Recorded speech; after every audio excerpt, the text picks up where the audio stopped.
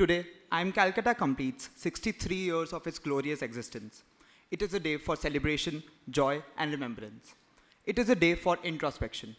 And it is a day to communicate our firm resolve to chart a distinctive path as a preeminent institute of management education. For the past 6 decades, we have had our share of contributions to the nation. Our Rashtra Seva has been through nurturing and shaping bright young minds who have often made us proud through their accomplishments in different walks of life. I welcome you all to the Foundation Day celebration of the Institute and the distinguished Alumnus Award Ceremony 2023. May I now invite Sri Krishna Kulkarni, the Chairman of Board of Governors, IIM Calcutta, Mr. Sudhish Venkatesh, our Chief Guest, Director in Charge, IIM Calcutta, Professor Sahadev Sarkar, and Professor Manish Thakur, the Dean of New Initiatives and External Relations, to take their seats on the dais.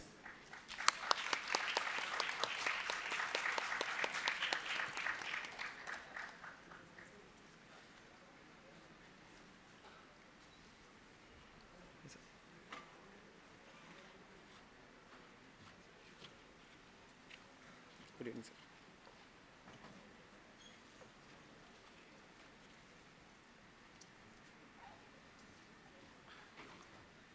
May I now invite Professor Sahadev Sarkar, Director in Charge, IIM Calcutta, to welcome the guests.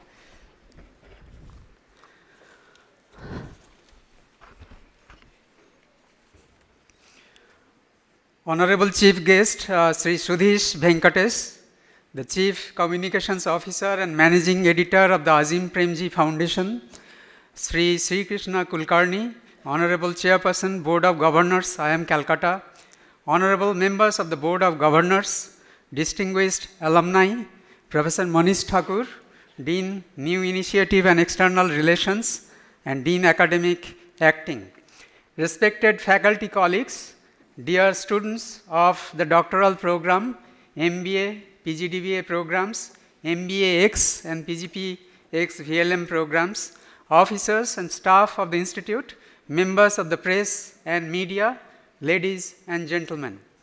A very good evening to all of you.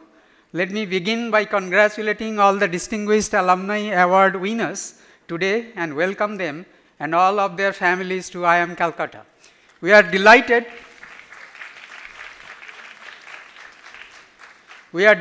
to have you back with us on campus. It gives me immense pleasure to welcome you all to celebrate the Institute's annual Foundation Day, and it's the 63rd one.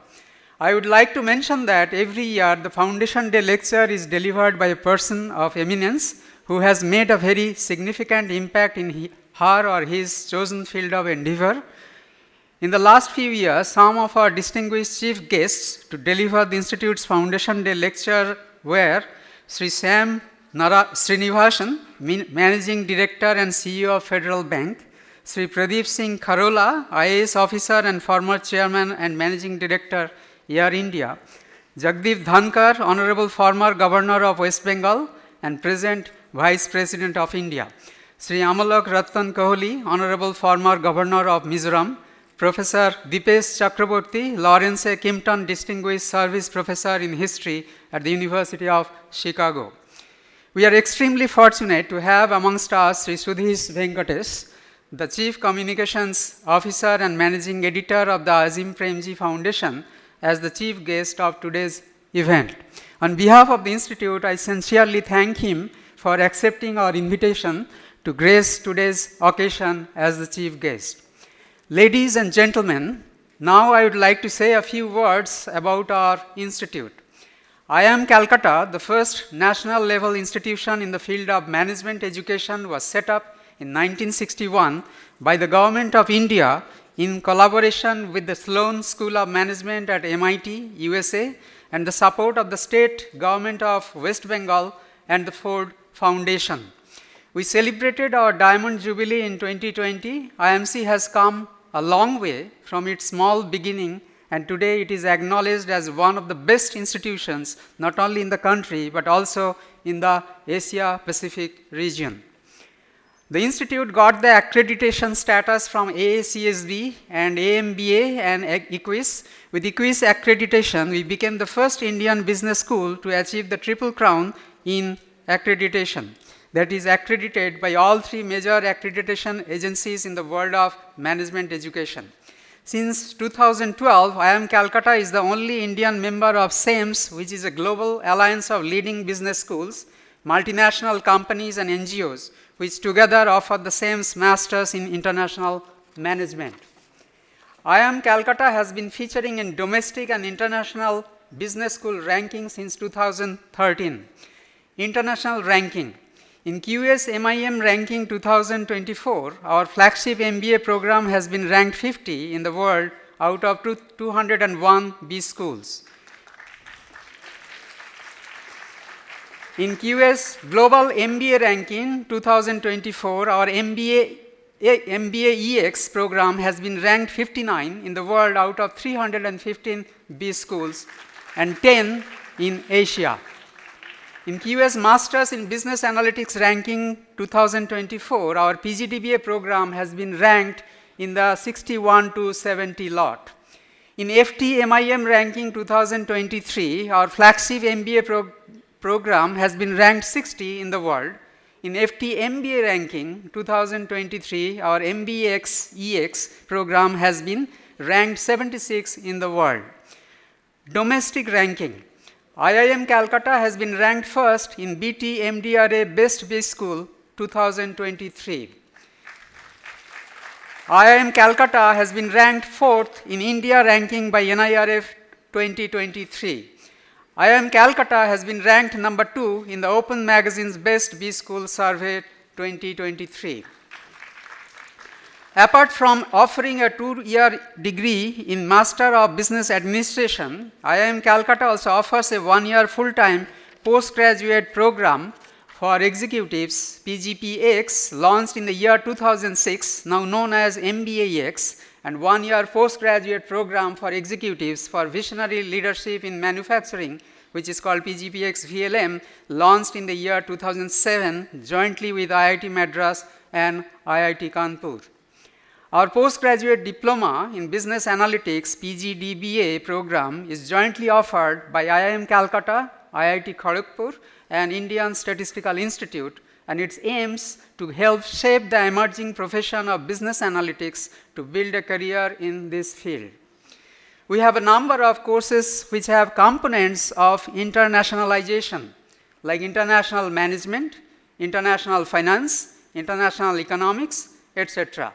The institute has set up several interdisciplinary centers which are involved in teaching, research, and consultancy activities. And they are Management Center for Human Values, Center for Corporate Governance, Center for Entrepreneurship and Innovation, Center for Development and Environment Policy, IMC Case Research Center, Financial Research and Trading Laboratory. Now I'll talk about library digital archives. IIM Calcutta Digital Archives was initiated and developed by B.C. Roy Memorial Library to showcase the institutional memory and the glorious history of the institute. The archives contain several collections for systematically disseminating all the information to the IMC community and the general public. It holds an extensive collection of images, videos, audio material, and documents. The archives deal with the timeline of all the people, events, and programs associated with the institute. However, the IIM Calcutta Digital Archives is still in its infant stage and will grow further over time with all of our concerted efforts, and I am happy to invite all the stakeholders to enrich it by contributing materials related to the institute worth preserving. I would like to inform you that the 58th annual convocation of IIM Calcutta was held on 8th April 2023. Sri Tarun Rai, Executive Director Asia Pacific of Wonderman Thompson, was the chief guest. Dear IIM Calcutta fraternity, as you may be aware, I have taken charge as the director in charge of IIM Calcutta only on 7th of November 2023, last week. And so you will give me the benefit of being a fledgling in this office. Please allow me to share some of my thoughts garnered over 26 years of my service as a faculty member and as a resident on campus. There is an urgent need to repair and renovate our existing infrastructure and build new infrastructure on a war footing. This includes physical infrastructure to accommodate additional students, but also new classrooms and new offices to support the increasing requirement of faculty members. On the softer side, I wish to bring our attention and focus on our student community and their welfare and safety. For their all-round growth and to inject them with a feeling of belonging and bonding with the institute, they must experience not only top-class academics, but also warmth, love, and affection from the faculty and staff of the institute. It is this bonding that I believe will play a key role in ensuring that their deep connection with IIM Calcutta endures even many years after they leave this campus. Recruiting high-quality faculty members is a top priority across institutes in India and globally. Ensuring that we attract and retain the best with competitive remuneration and high-quality academic and research environment will be an area we should focus on. To help and assist faculty colleagues to take on various administrative duties, it will be our endeavor to lessen their load by reviewing and putting in place well-defined processes with carefully prepared standard operating procedures in all relevant areas of our operations. I would like to reach out to all my faculty colleagues, staff colleagues, members of the Board of Governors, and alumni and our resident student body, without whose active support and help it will not be possible for us to achieve our goals. On this special day, our 63rd Foundation Day, may I request all of us to resolve and take an oath to rededicate our energies for the best interest of IIM Calcutta so that she retains her eminence and stature as a national asset. I am sure we can achieve our goals by inculcating a deep sense of duty, ownership, and responsibility in us in all aspects of our work environment at this great institute. Thank you.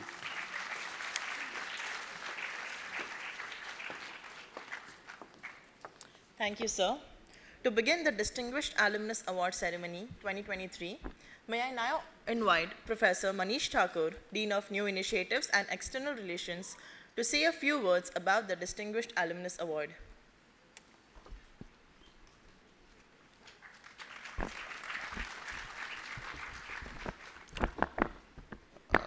Shri Sudhi Venkatesh, our chief guest for the evening, Shri Krishna Kulkarni ji, Kulkarni ji, my chairman, Board of Governors, and he has been there for quite some time and quite helpful, and I'm so thankful to you.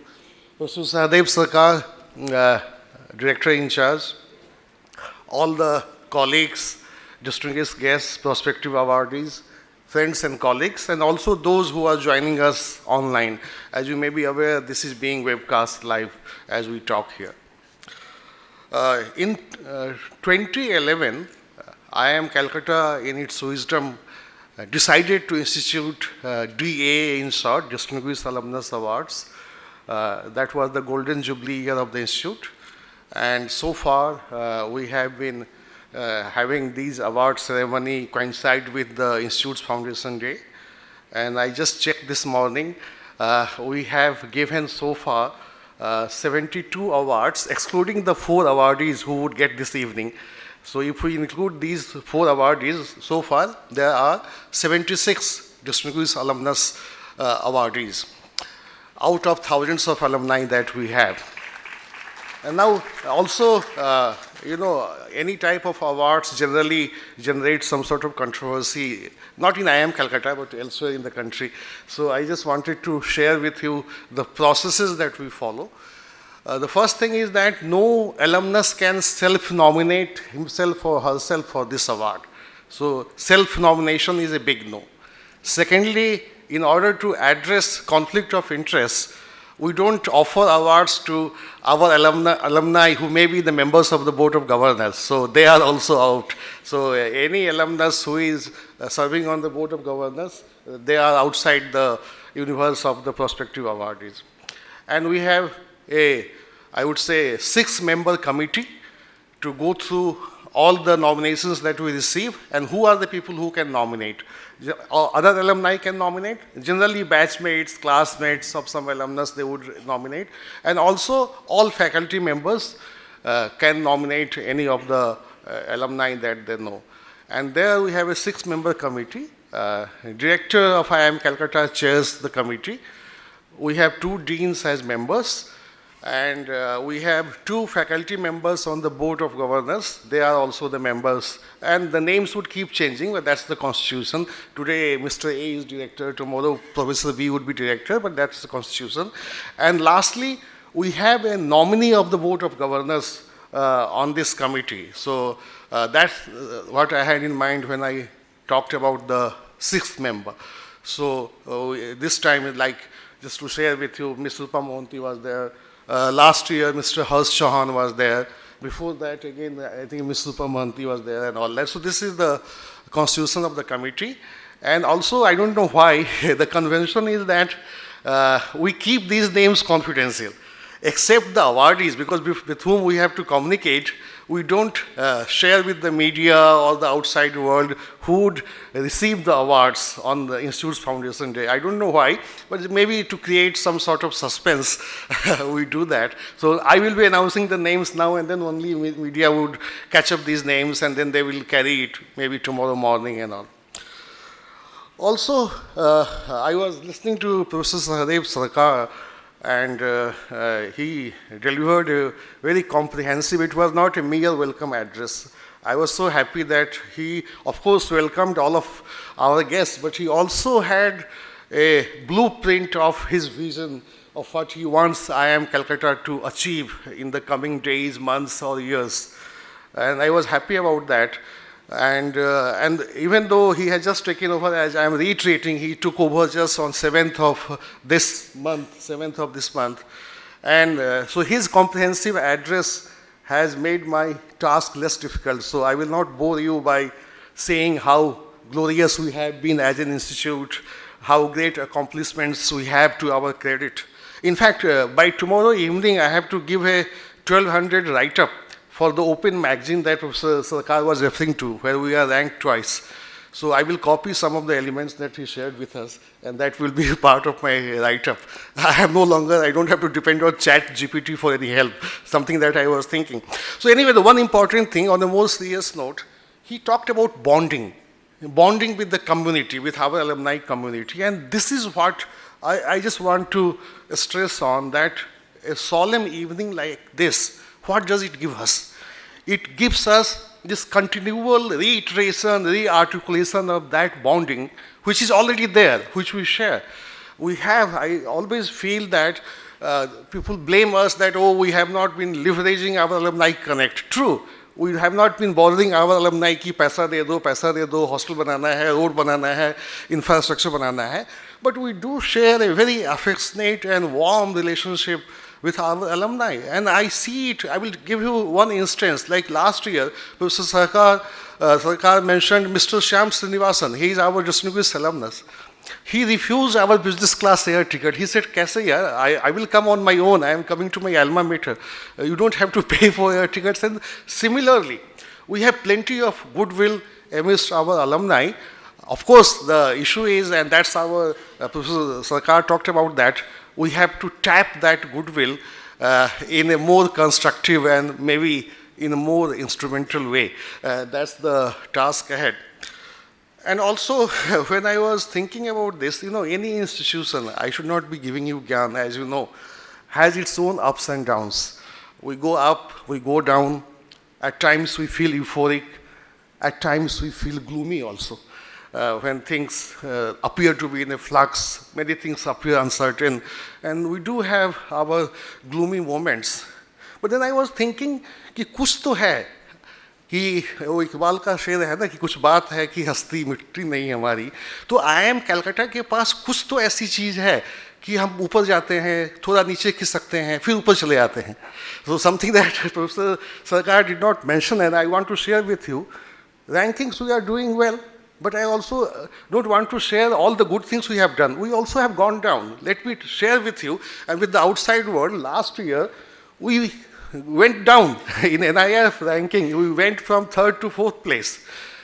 But I am not worried about that because I know, given our collective endeavor, given the commitment that all our faculty, all our staff members, officers have towards the institute, I am sure, 100% sure that we will bounce back. So going one rank down does not give me sleepless nights, so to say. We will come back. We have gone up, we have gone down, so that's part of the thing. And that's why, despite bad roads, I have been saying this for the past 2 years, this is my 3rd Foundation Day thing, despite mosquito-infested campus, we have been able to produce such illustrious alumni who have made us feel proud through their contributions in different walks of life. तो कुछ तो होगा, वो क्या है? We have to do that collective navel gazing कि वो हमारा core strength क्या है जिसके चलते सब कुछ बर्बाद नहीं है, सब कुछ बेकार नहीं है, कुछ है जो हमें which is giving us that life force, which is sustaining us as an institute.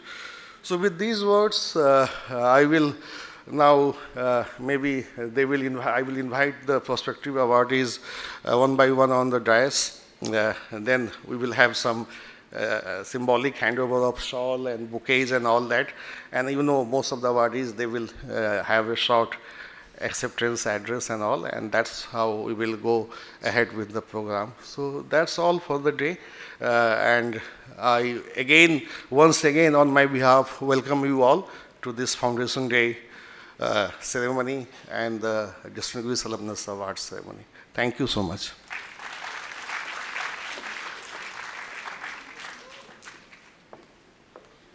Professor Manish Thakur, Dean of NIER, may kindly introduce the first awardee this evening.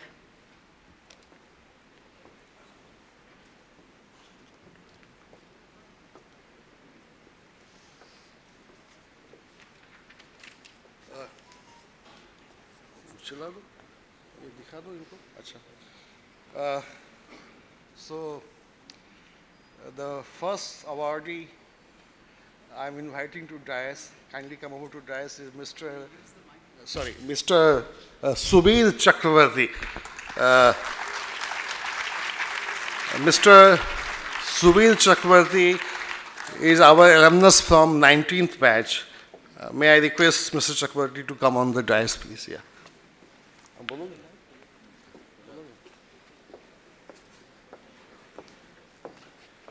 May I request Professor Sarkar to welcome Mr. Chakrabarti with the shawl.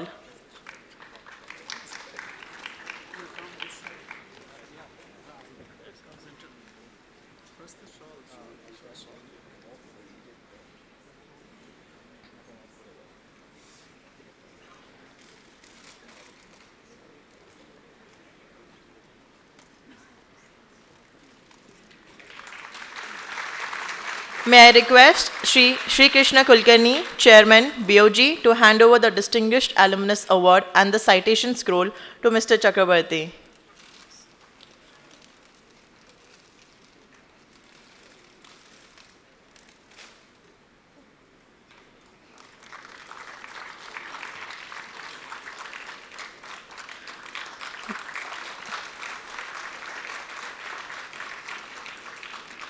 May I request Professor Avinash Kumar to come on stage and read the citation for Mr. Chakrabarti.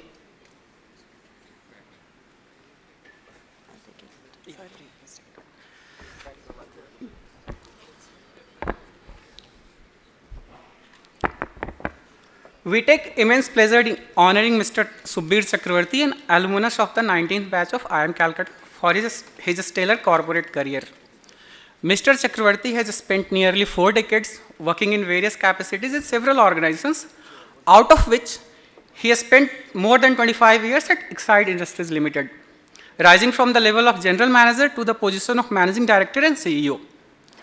Additionally, he serves as the chairman on the board of several subsidiary companies located out of India as well as abroad. He qualified as a mechanical engineer from IIT Madras, earning his BTech in 1980 with distinction. Thereafter, he worked for nearly 2 years, as an engineer and then enrolled at IIM Calcutta to pursue the 2-year postgraduate program in management, completing his PGDM in 1984. During Subbir's years at the helm, Exide has prospered under his leadership, recording continuous spate of growth in turnover and profit and maintaining the numero uno position in the battery industry. He played a key role in extending the core mission statement of the company to include the wider space of energy business by opening new vistas in the development of integrated solutions such as suitable products and systems for microgrids at the rural level as well as for battery energy storage systems in the power sector, thereby enabling Exide to become the first battery company in India to offer holistic offerings for these emerging segments.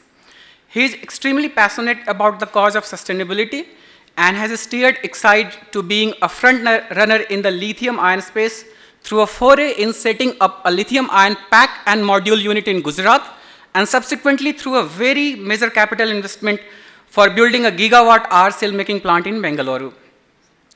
Subbir firmly believes that disseminating knowledge on sustainability to a larger audience can go a long way in accelerating positive outcomes and has addressed several seminars on sustainability and business at prestigious events, including the seminal talk he gave at the COP26 conference at Glasgow on the theme Address Transformation to Green Mobility in India. He is deeply involved in business bodies and associations and is the current immediate past president of Bengal Chamber of Commerce and Industry. He is also a National Council member of Confederation of Indian Industry. A steadfast champion in improving the quality of living for the lesser fortunate, Subbir is energetically driving CSR initiatives as the MD and CEO of Exide in the areas of basic education in schools, healthcare, environment, community development, and women empowerment, impacting more than 2 lakh individuals positively. He has received several accolades and awards during his career, including the India Energy Storage Alliance Lifetime Achievement Award in May 2023. He remains interested in the academic pursuits and has been a guest faculty at several management institutions of repute. Subbir also takes off time to indulge in creative impulses as a poet and has published 3 anthologies till date. He is happily married for more than 4 decades and is blessed with a daughter and now a granddaughter as well. We acknowledge Mr. Chakravarti's significant achievements as an exemplary professional with significant achievements at transforming businesses to take on the challenge of the future, as well as for consistently pursuing the cause of sustainability both within and outside the company with enormous pride, and bestow upon him the Institute's highest honor for its alumni, the Distinguished Alumnus Award. Congratulations. May I request Mr. Chakravarti to share a few words?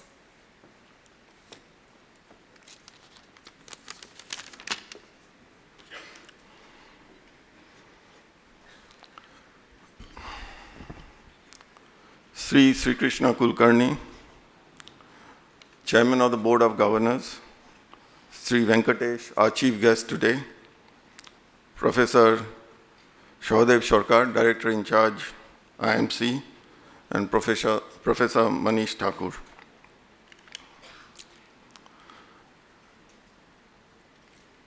All members of the distinguished audience, I wish you all a very good evening.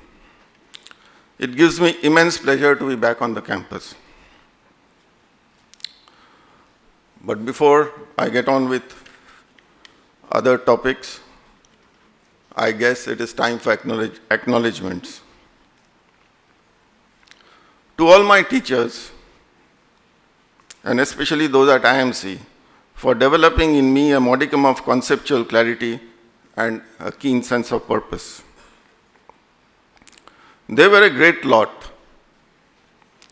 and my salutations to each one of them for doing such a fine job. Sadly, many of them are no more. However, There's Professor Sudhas Roy in the audience somewhere. Thank you, sir, for attending the function today. To my parents, for nurturing me in my childhood, and then getting out of the way, allowing me to make my own mistakes and learn from life. I wish both could have attended this function so that they could have lived these moments along with me. But then that is not to be on account of health issues, although I know they continue to shower their blessings on me from wherever they are. To the enduring and lasting friendships which I built on this campus. Fortunately, some of my batchmates and some from the IMCA Kolkata chapter are present. Hearty cheers to all of you, and thank you for being here with me on this special occasion.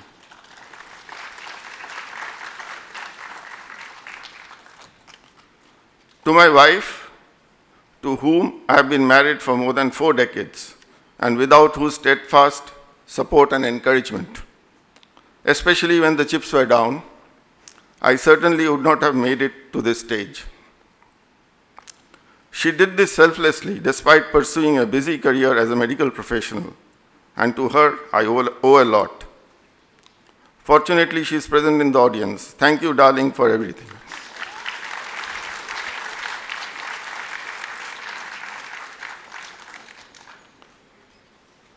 To our daughter and only child who is here today and who certainly brought a fresh perspective to our lives.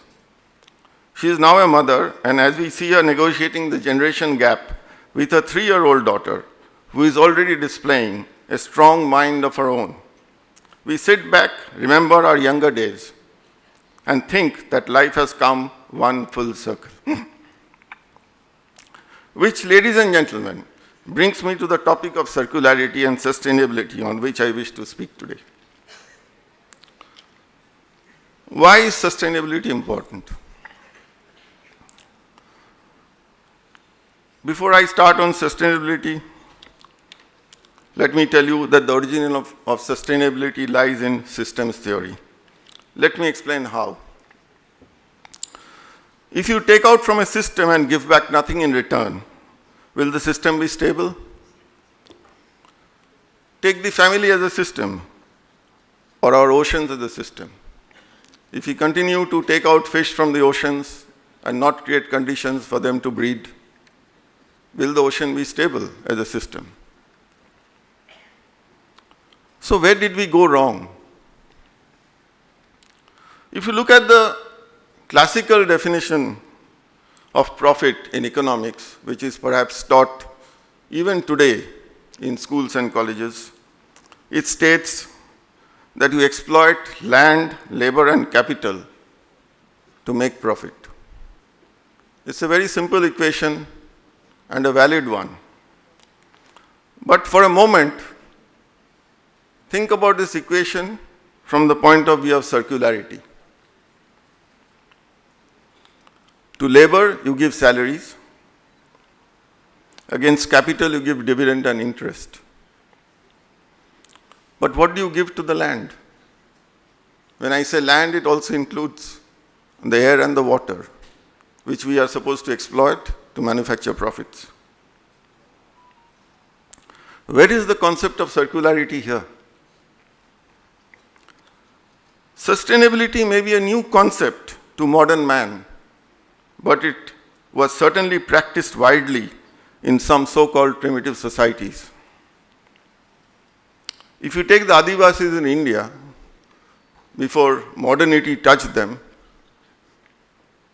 and we wanted to modernize the primitive peoples, they led a fairly sustainable life, completely in tune with their dwellings, which was the forest. If you look at the Congolese in Congo,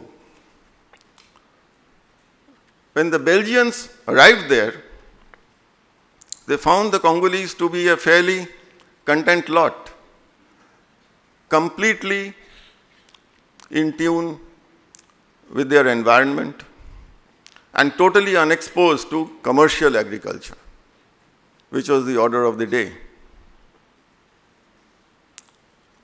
So, what did the Belgians do? They took many of these Congolese as slaves and introduced commercial agriculture in a place where none existed. So how do we give back to land or the air or the water? We replenish. We dig ponds. We plant mangroves on our coastlines. We clean up rivers. We reduce pollution, ensure carbon balance. Above all, we practice circularity in all our industrial and household processes. It is high time for economists to bring environmental economics or sustainability economics to the center stage of all economics curricula. I'm happy to note that IMC has set up CDEP, Center for Development and Environment Policy, way back in 1998, and has set the tone for other institutions to emulate. Now let me come to the other part of my subject. You know, COVID taught us a lot of lessons. One of the significant ones which come to my mind is that natural disasters do not differentiate between the affluent and the non-affluent. This was suddenly discovered during the COVID outbreak. The very rich were getting it as much as the very poor. In fact, perhaps the affluent were more vulnerable, as they lacked the exposure and the immunity to fight the virus. There are some beggar families who stay just outside Exide House where I work. And during the COVID period, I found them maskless, lying on the road, without any protection. And I still find those same members of that family still there existing, and nothing really happened to them. Perhaps they already had the immunity against this virus. So, study of income disparity becomes important because to protect themselves, the affluent now need to uplift the not so affluent. This may sound paradoxical. Let me explain. The air that we breathe also comes through the lungs of the beggars that live on the streets. The water that comes to our households, that runs through the same hutments which house the poorest of the poor. And what they normally do is to create leaks in those pipes, so the water that you get is sometimes contaminated. Therefore, study of inequality or income disparity becomes important, not only from an ethical or a moralistic point of view, which are important in their own right, but for the affluent, from a very selfish point of view as well. It is also important from the point of view of sustainability, since humans will only be able to look at sustainability once their basic needs are met. If only 20% of the population follow sustainable practices and the balance 80% do not, how does it really help? A man who doesn't have food in his belly, he will not be thinking about sustainability. Fortunately, inequality is a subject which is widely studied by economists, although its effect on sustainability needs deeper exploration. Now let me tie this up for you. You know, humans love to compete against each other. This is what propels the evolutionary engine. Region versus region, country versus country, man versus man. Competition is not bad. It really helps us to evolve, to improve. How do we measure economic competition between countries? Every day when you open the paper, you have headlines screaming at you, telling you about the GDP. That is the single most important indicator of economic progress and growth. And yet, what really is GDP? It is only a measure of consumption of goods and services. But is it really good enough? Nations compete with each other trying to climb up the GDP ladder. Somebody is number 10, somebody is number 5, somebody wants to be number 1. And this is considered the single most important index for defining the prosperity of a nation. It may be so from a narrow point of view, but is it holistic enough? Does it encapsulate all our present concerns? The present global GDP is US $112 trillion. Let me ask you a simple question. Will all the problems of this world cease if we double or treble our GDP? If it becomes 200 trillion, if it becomes 300 trillion, will all our problems cease? Is it not time we looked at other measures? Can we not have a measure like GDP adjusted for sustainability as well as for income disparities? Something which captures the concerns of today and is more holistic in nature, so that competition amongst nations translates into the long-term survival of our planet. It is time, in fact, high time, for all of us to think again, for as Abraham Lincoln once said, you cannot escape the responsibility of tomorrow by evading it today. Thank you, ladies and gentlemen, for patiently listening to my speech, and thank you once again, my alma mater, for honoring me with this award. I wish you all a pleasant evening ahead. Thank you.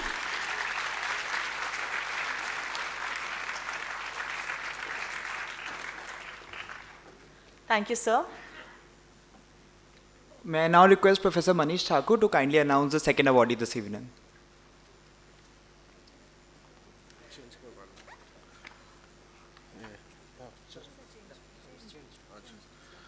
The second awardee is Professor Narayanan Jayaraman. May I request Professor Jayaraman to come on the dais, please.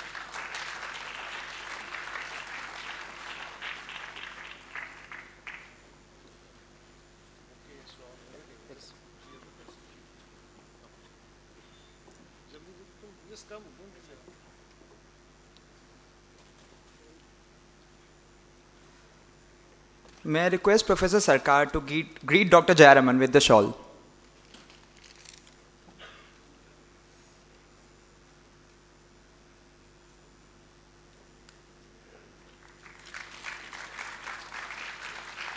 May I request Shri Krishna Kulkarni ji, Chairman BOG, to hand over the Distinguished Alumnus Award and the citation scroll to Dr. Jayaraman.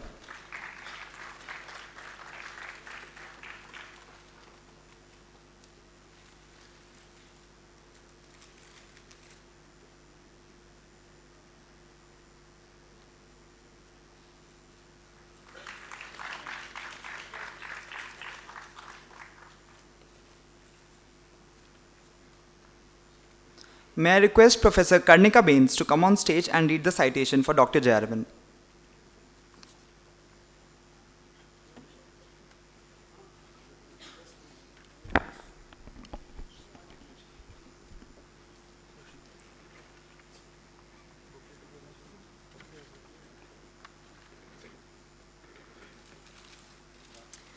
Good evening, everyone. We take immense pleasure in honoring Dr. Narayanan Jayaraman, an alumnus of the 11th batch of IIM Calcutta, for his exceptional contributions to the field of academia through teaching and research. Dr. Jayaraman is the Williams Wells Fargo Professor of Finance at the Scheller College of Business, Georgia Institute of Technology. He received his PhD from the Katz Graduate School of Business of the University of Pittsburgh and his CFA qualification in 2004. His research interests include corporate governance, mergers and acquisitions, corporate bankruptcy, option and equity market linkages, and entrepreneurial finance. Before commencing his academic career, Dr. Jayaraman worked for 5 years for Premier Automobiles Limited, Mumbai. He is listed in the top 4 percentile in most prolific authors in finance literature, 1959 to 2008. His research has been cited in major press publications, including the Wall Street Journal, the New York Times, Washington Post, Atlanta Journal and Constitution, Chicago Tribune, Money Magazine, and TheStreet.com. His research papers won the Best Paper Award at the India Finance Conferences in 2018 and 19. He has taught 10,000 students over the years and won several teaching awards, including Brady Family Award for Faculty Teaching Excellence, Institute Junior Faculty Teaching Excellence Award, Rose Stamps, Excellence in Teaching Award, Lilly Teaching Fellowship Award, Core Professor of the Year Award in the MBA program, and the Professor of the Year in the EMBA MOT program. He was inducted into Georgia Tech Teaching Hall of Fame in 2014. Dr. Jayaraman has led executive education seminars in the US and has consulted and taught executive education seminars for several companies including Delta Airlines, Scientific Atlanta, Lockheed Corporation, and Home Depot. He is the recipient of Georgia Tech Outstanding Service Award in recognition of his conscientious professional service and dedicated support to Georgia Tech. He is also the recipient of the 2020 Ernest Scheller Jr. Award, recognizing a faculty or staff member who aspires to service excellence and acts as an outstanding role model. He is fond of Carnatic and Bollywood music. He represented IMC in soccer, volleyball, and basketball. He is married to Geeta for over 40 years. Geeta is an accomplished professional and has provided steadfast support to his professional success over the years.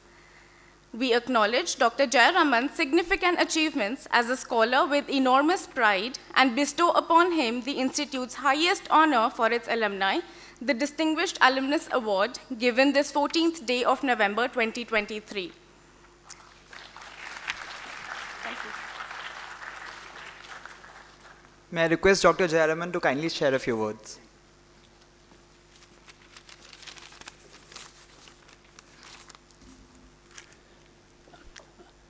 First, I want to say that it's a hard act to follow Subir, but I'm going to try. And thank you, everyone. This is a memorable day for me to receive this award. So, dear Chief Guest, the distinguished Chairman of Board of Governors, the Dean of the College, and the Dean of Alumni Relations. I want to start out by saying that, as all of you know, this kind of achievements is not done by one person. There really needs to be a family of support behind it. So I want to take this time to acknowledge all the people who have supported me throughout my journey. My parents, of course, are probably watching from heaven, enjoying this ceremony. Already, the commendations sort of told you about Geeta, my wife of 43 years, and there's no question that without her support, I would not be standing in front of you talking about this. I, of course, have a great family of 2 daughters and son-in-law, and they also have been very, very supportive. The professors' names, as you saw, I'm probably one of the oldest recipients here. Probably many of them are not alive anymore. I did not check, but I want to give a sincere thanks to Professor Sarkar, Gaurango Chattopadhyay, Krishna Swaminathan, Bani Sinha, and so many more, Ramu Iyer, those names that come back to me, and all those teachers have helped me along this path.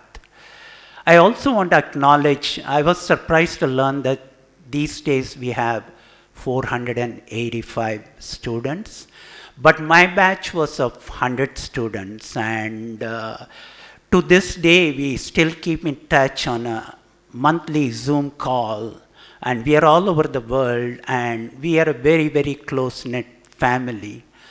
It's not surprising that I'm the 3rd recipient from my batch of this distinguished award. I was preceded by Indra Nui and Paul Srivastava, so I am joining an excellent company to be recognized in this fashion.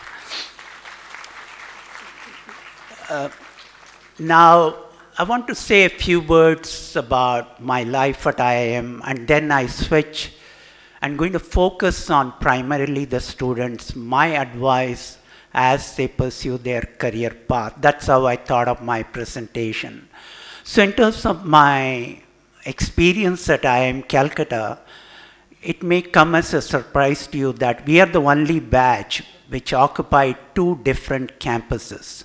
In the first year, 74-75, we were at the Barrackpur Trunk Road campus, Northern Calcutta. That had its own charms, definitely it had its lakes.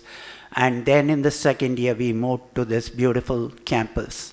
Of course, the campus has changed very significantly, but it has not lost its beauty in terms of lakes, and I still fondly remember the memories of H1, H2, H3, H4. Now they are called Tagore Hall, probably small set of accommodation for thousands of students here. Since I played a lot of soccer and I also captained the team here, I just want to relate an incident, not directly related to IIM Calcutta, but soccer mania, at least that used to exist in Kolkata in those years. You know, my friend and I decided to go and watch a soccer game between East Bengal and Mohammedan Sporting at then called, I don't think it was called Netaji Stadium at that time, might have been. It was Eden Gardens.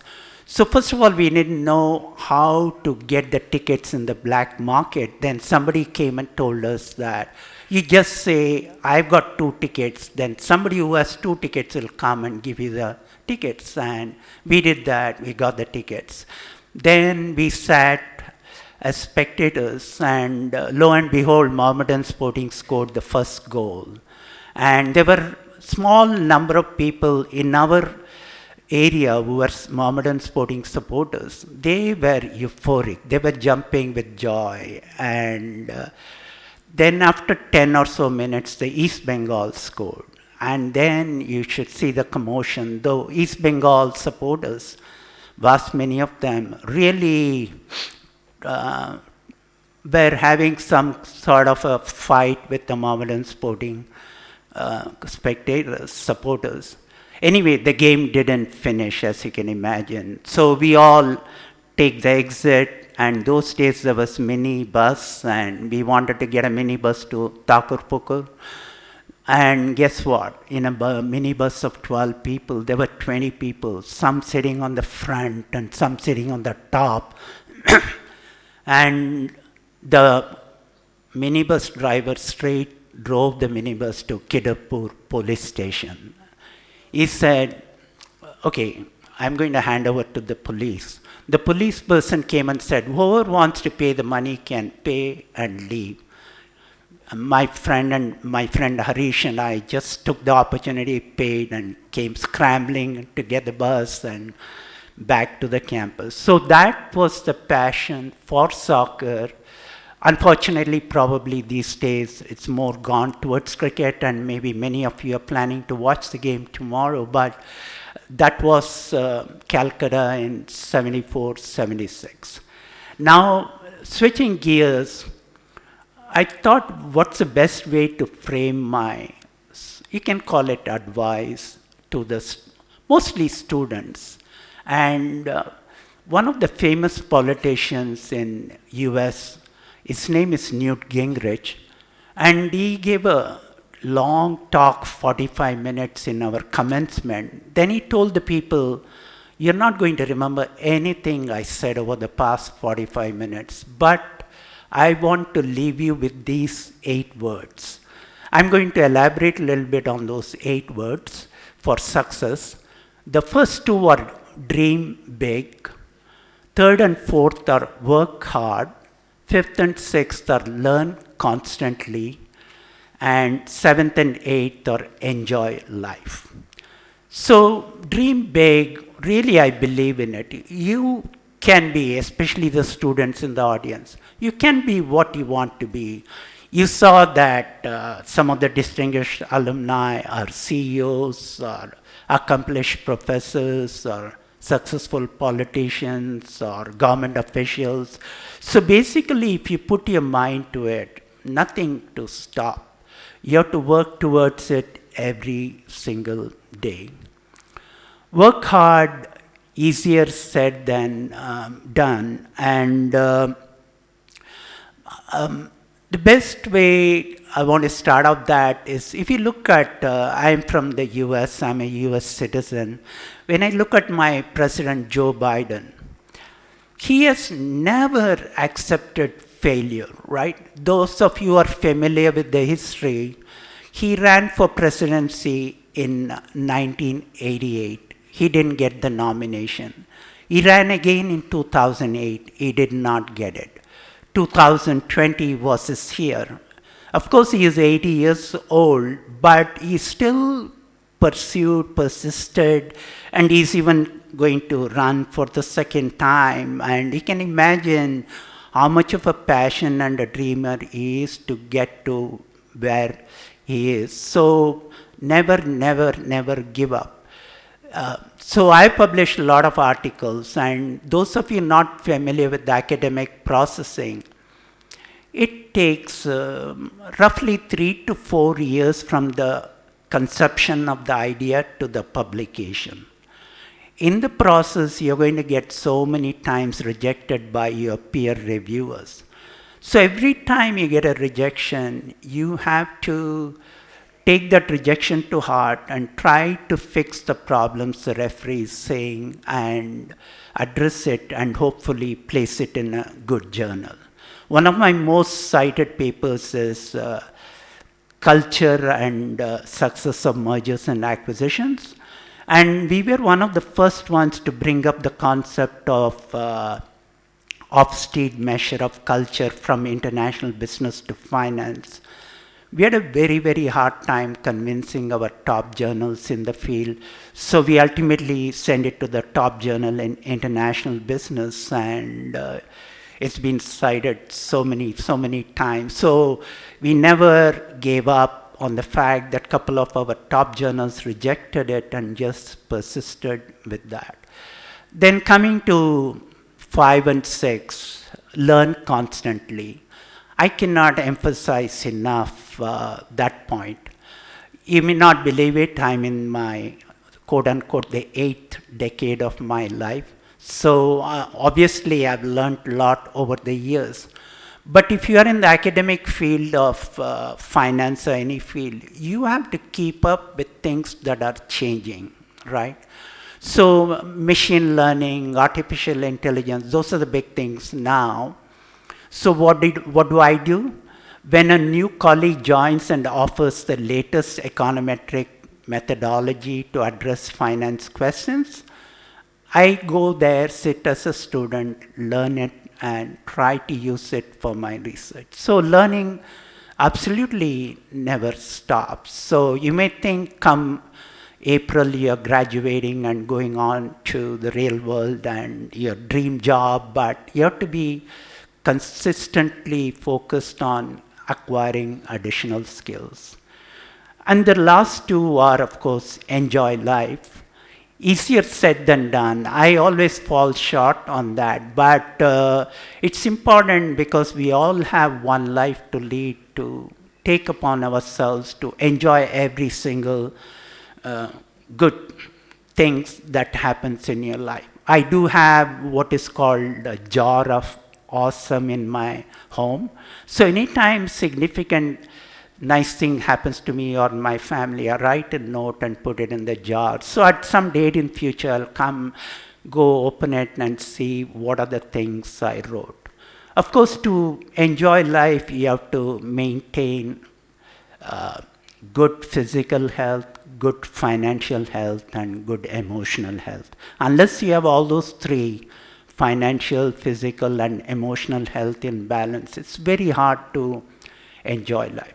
So all in all, these are my thoughts. I hope I didn't take it too long. And once again, I want to thank the institutions and all those committee members who thought that I was deserving of this award. And I'm happy to be in front of you and sharing my few thoughts. Thank you.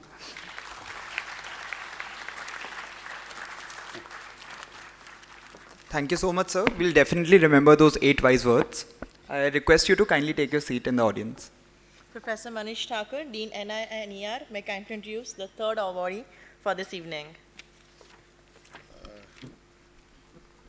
The third awardee for this evening is Mr. Prabhat K. Bezburua. He is an alumnus of 15th batch. May I invite him to come on the dais, sir? Whichever way.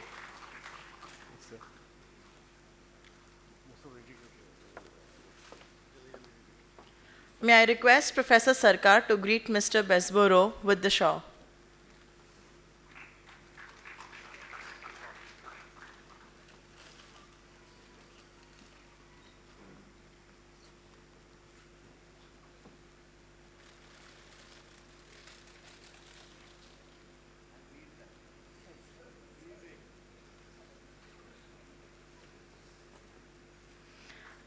May I request Shri Krishna Kulkarni, Chairman BOG, to hand over the Distinguished Alumnus Award and the citation scroll to Mr. Besboro.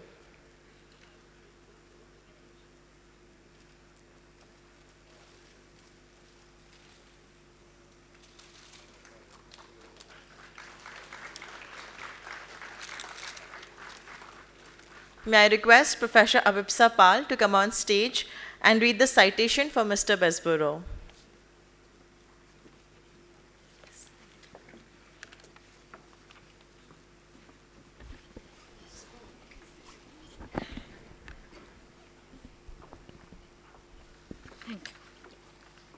We take immense pleasure in honoring Mr. Prabhat K. Besborua, an alumnus of 15th batch of IIM Calcutta for his exemplary career spanning over decades. Prabhat Besborua was born in Madras to Sharada Nair and Neel Kamal Besborua. While he spent his early childhood in Madras and Calcutta, he later moved to Jorhat, Assam, where he went to school and college, topping his school boards and then the university in his pre-degree and chemistry honors courses. After his short stint as a trainee in J. Thomas, renowned tea brokers, he joined IIM Calcutta and after a 2-year course, joined Bank of America where he worked in Bombay, Madras, Calcutta and Manila. He left the bank to pursue a PhD in finance at the Wharton School of the University of Pennsylvania, where he taught options and futures to BBA students for a while. Returning to India in 1988, he got caught up in his family's tea business, which he started managing from around 1990. Under his leadership, the business has grown from a base of 5 lakh kilos, both organically and through acquisitions, and today produces around 12 million kilos of black tea. A tea planter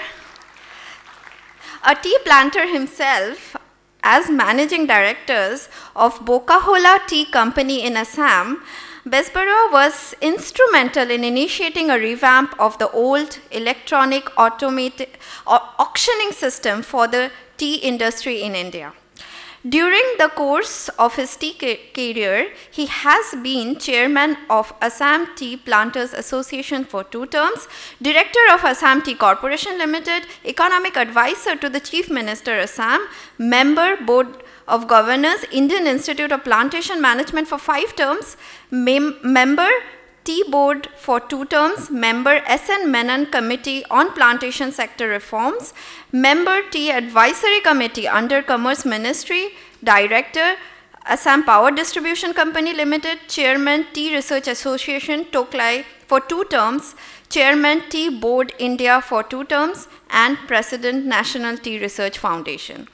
He is a member of several clubs in Assam and Kolkata and served as president of Jorhat Gymkhana Club. He is an avid reader, conservationist and animal lover, and also a golfer. We acknowledge Mr. Besborua's significant achievements as a remarkable professional with noteworthy achievements and bestow upon him the Institute's highest honor for its alumni, the Distinguished Alumnus Award, given this day, 14th of November 2023. Congratulations.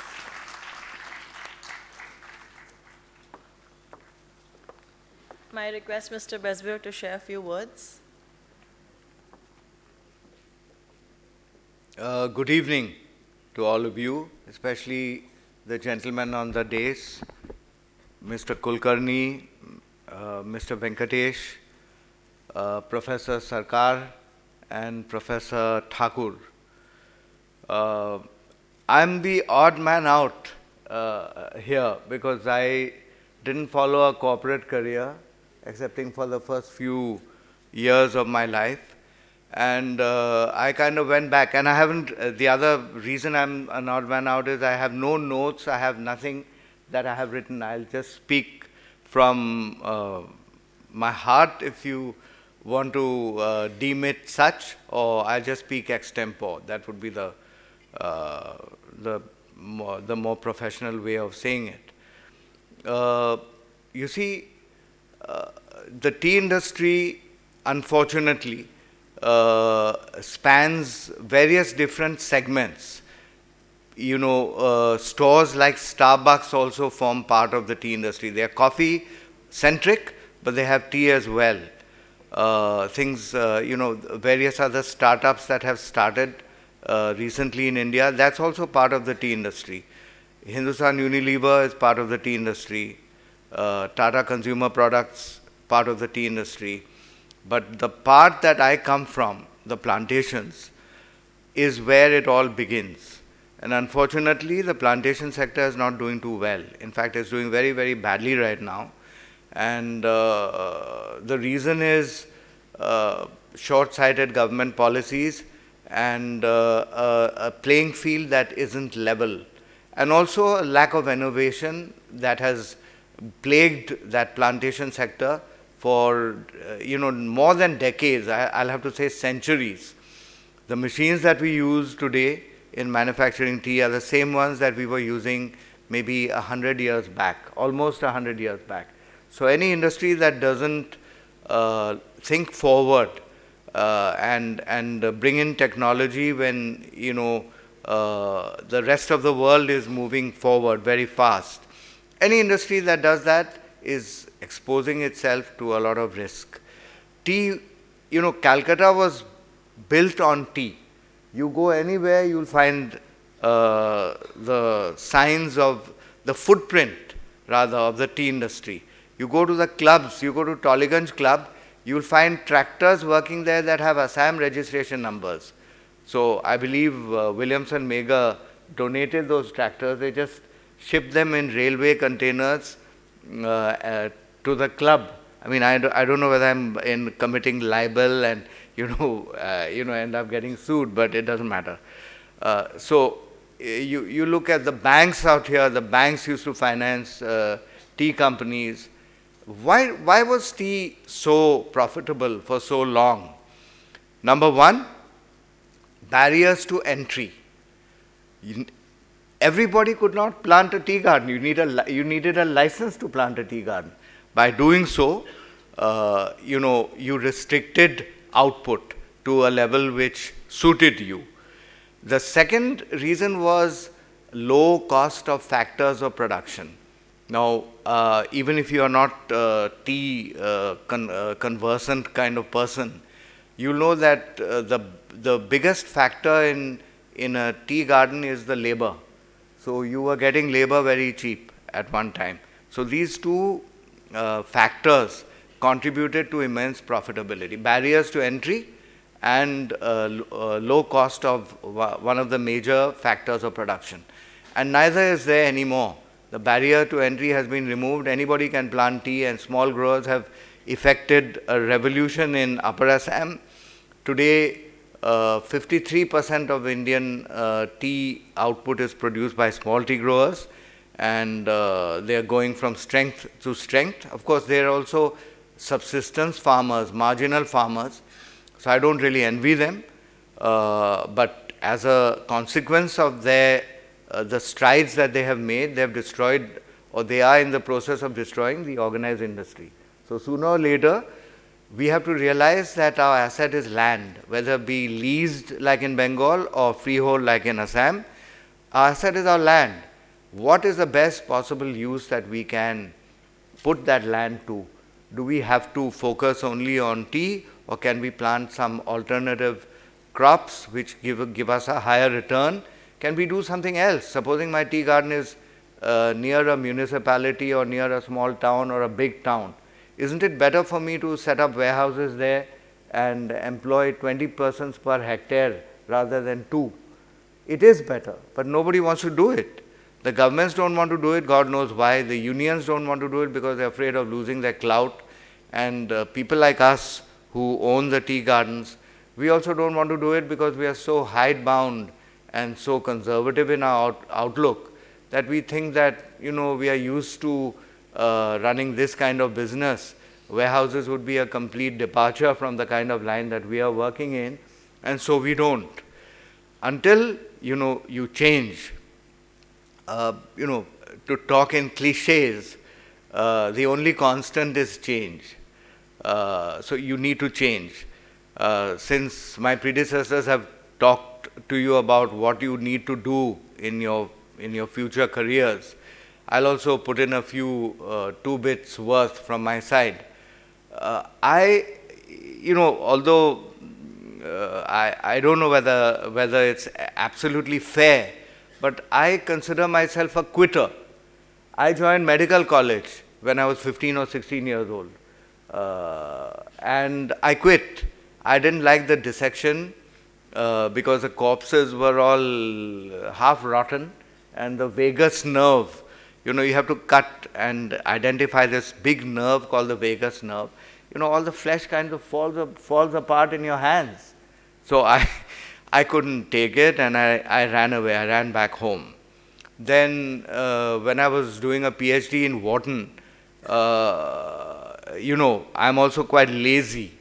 So my thesis was on whether hostile takeovers are always good for shareholders, whether shareholder value always increases when a hostile takeover is mounted against a company.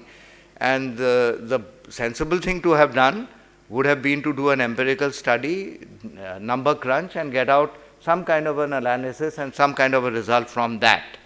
But instead, I went for I went for modeling, and I ended up with a set of quadratic differential equations, which are difficult to solve, and IIM Calcutta doesn't teach you all that much math, although in my day, decision sciences, operations management and statistics had some maths, but nowhere near what you need to solve those kind of equations. Of course, Wharton taught me some math, but it's not enough to solve those equations, and actually my model, the model that I set up, didn't have a solution. Some of the really good brains, math brains, quant brains, tried to help me solve it. So I couldn't solve it. So I quit. Now I regret. I was talking to a couple of your students. Ria Kotian was one of them. Look, I remember the ladies' names. The 2 guys' names I think I've forgotten. So when I was talking to her and her 2 not batchmates, institute mates, she said she was from the 60th batch. That's 35 batches. 35 batches have flown the river. 35 batches have gone. So now I regret not having completed my PhD. So my advice to you would be, number 1, follow your passion, not the bucks. The bucks look attractive. When I joined Bank of America, I went for the bucks. The bank was one of the best paying jobs that were offered on campus. Don't do that. I mean, you have plenty of time to make your bucks. Follow your passion and try to make a difference, because as again the person who spoke before me said, most likely you're here only once. Unless you're an Ian Fleming fan, where in that film and book called You Only Live Twice, he said, you only live twice. Once when you are born and once when you stare death in the face.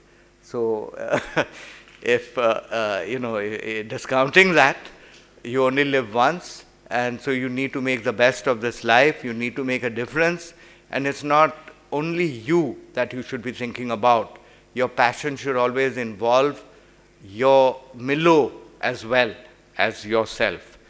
I'm not going to take any more of your time. Now, ever since I became chairman, T-board, and I had to give umpteen number of speeches, I've become a mic hog. Somebody gives me a mic, I tend to go on hogging it for as long as I can. But I think that, I think some amount of fatigue has set in the audience. And I'll take your leave with these words.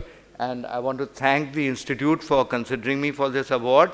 And I'm not sure whether I really deserve it, but, I am a slightly different mold from most people who get it.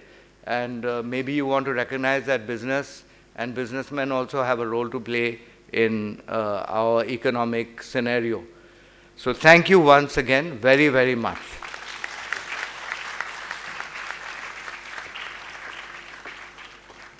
Thank you, sir. I hope we follow our passion and live our life to the fullest.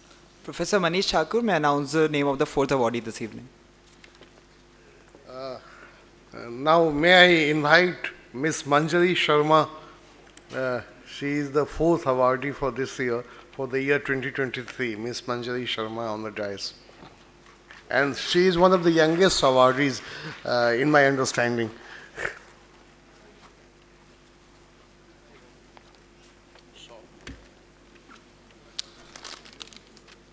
I request Professor Sarkar to greet Ms. Sharma with the shawl.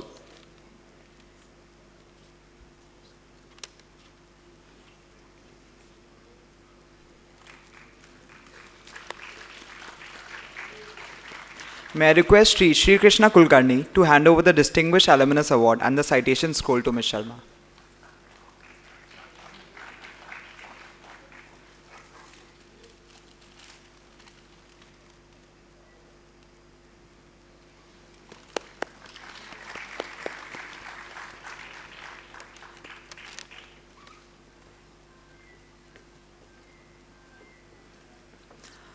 May I request Professor Chayanika Bayana to come on stage and read the citation for Ms. Sharma.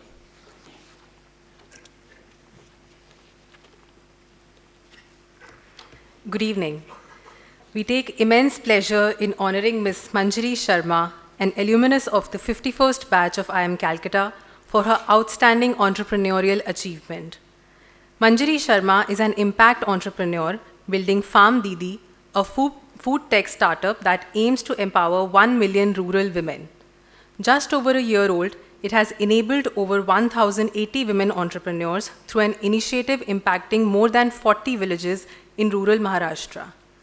Manjari, the founder and chief Didi of Farm Didi, started a for-profit social enterprise with twofold aim to provide authentic, natural, and healthy food to consumers while empowering rural women. She has worked across the globe with CXOs of Fortune 500 companies in solving their business problems.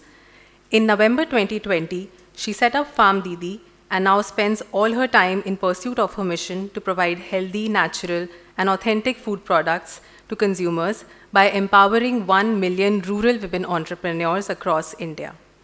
Hailing from a small town called Bahadurgarh in Haryana, Manjari has grown up seeing her grandfather, who has been very active in mentoring students and in helping the community. Her parents have always taught her to make a sincere choice when it came to what she wanted to earn in her lifetime, whether it was money or hearts or respect. While she was pursuing her MBA at IIM Calcutta, she came across companies like Amul, Fab India, Jaipur, Lijjat Papad, Grameen Bank, etc., who not only created sustainable and profitable businesses, but also created mass impact. Their business model inspired her, and she believed that Farm Didi would also be a special case in point like that one day.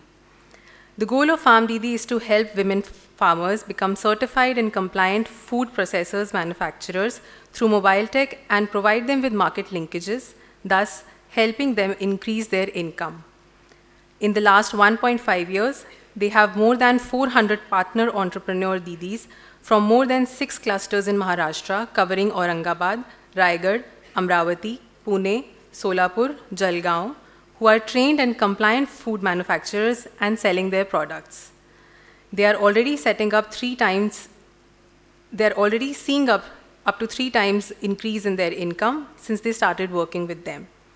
We acknowledge Ms. Sharma's significant achievements as an entrepreneur with enormous pride and bestow upon her the Institute's highest honor for its alumni, the Distinguished Alumnus Award, given this 14th day of November 2023. Congratulations.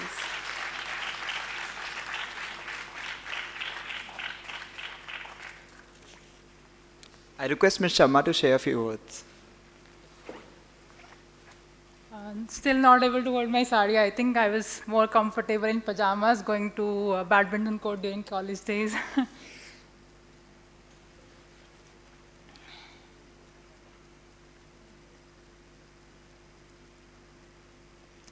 I think it's an honor to be here. Not sure if I deserve this award today. Hopefully in years to come, I'll make IMC more proud. When I was a student, I was also forced to come here in lieu of attendance. And the only thing I remember from one of the alum speech was she mentioned that she found her better half in Joka.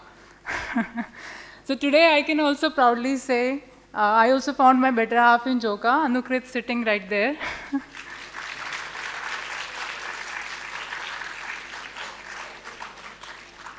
By the way, he was my PGP1. Honestly, when I came to campus, I didn't have big dreams. I came from Bahadurgarh, Haryana, and I had around 5 years of experience in technology. And my dream company was Microsoft. And because my logic was they were working good in Gate Foundation as well. But IMC changed my life forever. So I want to tell about 3 things that I learned in the campus. First, I think other alums have already mentioned dream bigger. I think you have to dream way, way, way bigger. Before IMC, I was a student of Delhi University where you get at least 1 month of time for your exam preparation. And I came in IIM Calcutta in term 1 with that mentality. And I ended up becoming a member of a WhatsApp group called 5 Someones. And that we realized then that we have got really hit hard. Other students were already focused on getting placed in IBs, consulting, PEs. They already knew they had to get 8-pointer, then go to STEP, and then go to this firm, etc., etc. And we were feeling out of place already. I remember coming out of one of the exam, I met Himanshu. He mentioned, we were talking about what were your ambitions. And he said, I want to become CEO of a successful firm. Monica, my friend, she mentioned she wanted to join World Bank and help revamp international policies. And I was like, okay, I think I have to start thinking bigger, and my dreams are very, very small. And what happened in internship, Microsoft rejected me because I was not a BTech student, I was a BSc. So that rejection helped me understand that maybe I have to think about what do I really want to do, what I really am passionate about, and things like that. So second thing I want to mention after dreaming bigger is don't chase placements or CG, chase personal growth. I was very much sorted in my mind that I wanted to learn more, and I started feeling that maybe startups is the best place for me to learn more. I was a student of management of self, and I started analyzing what was my passion, why did I choose Microsoft at first place, what was the logic behind Gate Foundation, and when I was a kid I wanted to become doctor. I realized that impact creation was my passion. And I participated in many, many case competition in the campus. And one of my favorite was a competition in Bihar, where the government had invited students across India to study various development areas, and women empowerment was one of the topic. We spent over 10 days in Bihar, and I met rural women for the first time. They would wake up at 4 a.m., go to villages, take care of the families, household, etc. And they were still asking, Didi, hum aur kya kar sakte hain? And I was a child just going there for research questions, etc. But then I realized that Didi kya kar sakte hain, that stuck with me. And I realized that maybe working with rural women is something that I aspire to do. By the way, irony was, though I understood what I wanted to do, etc., I ended up joining management consulting firm. While consulting helped me pay my student loan, after that, I joined Farm Didi, which is on a mission to empower at least 1 million rural women and provide high-quality food products to the end consumers. Third most important thing that I want to mention is value relationships in your life. I got to make many friends at Joka. My wingies, my extended wingies, my party wingies, my fellow sportsmates, Section C friends, LVH friends from World War, sports contingent who went to excel together, and many, many more. I had amazing time here. Today, they are investors in my startup. They are the first ones who believed in me and believed in my passion.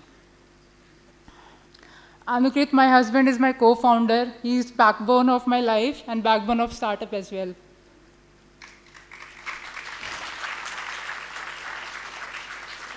Not just friends, my favorite professors, VK Undi sir, Professor Ramya ma'am, you gave me first A+. Lina Linchet ma'am, management of self professor. Devi Vijay ma'am, thanks for your unconditional support. Not to forget my parents and siblings. It's because of all of them I'm here today. They are the real asset of my life's PNL. Lastly, I want to thank IIM Calcutta for your love and support for changing my life. I again hope that I'll make you feel more proud someday.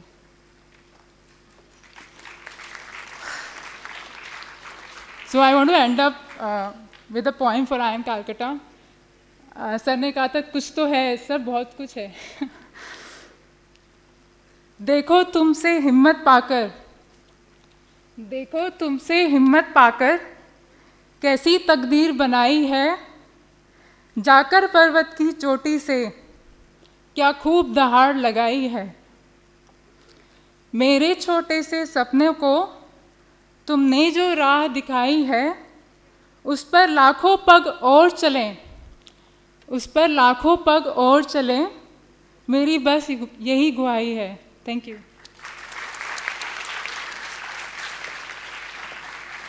Thank you so much, ma'am, for such a relatable and inspiring speech.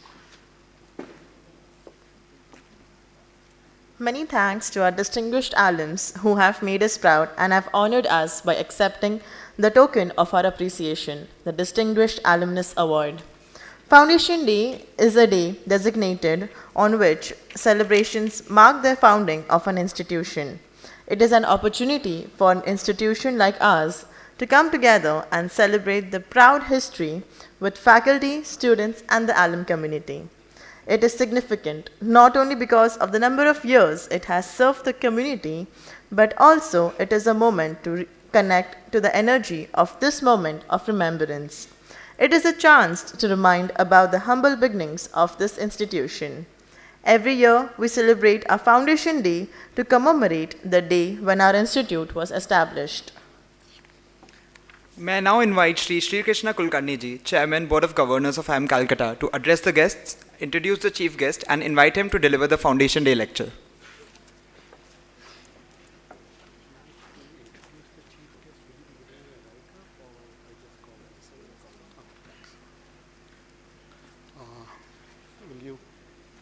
Will you change the screen so that it reflects the chief guest? Okay. Okay, great.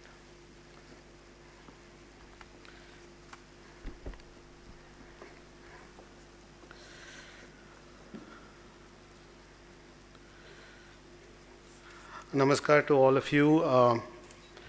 It's a great privilege for me to stand here once again in front of you. But first of all, I must congratulate Shubir Chakravarti.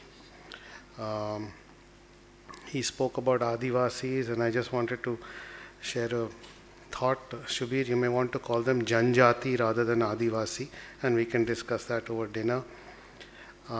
Professor N. Jayaraman, you're such a motivation in the 8th decade, and you're still full of energy and giving us that very pithy 8-word guidance.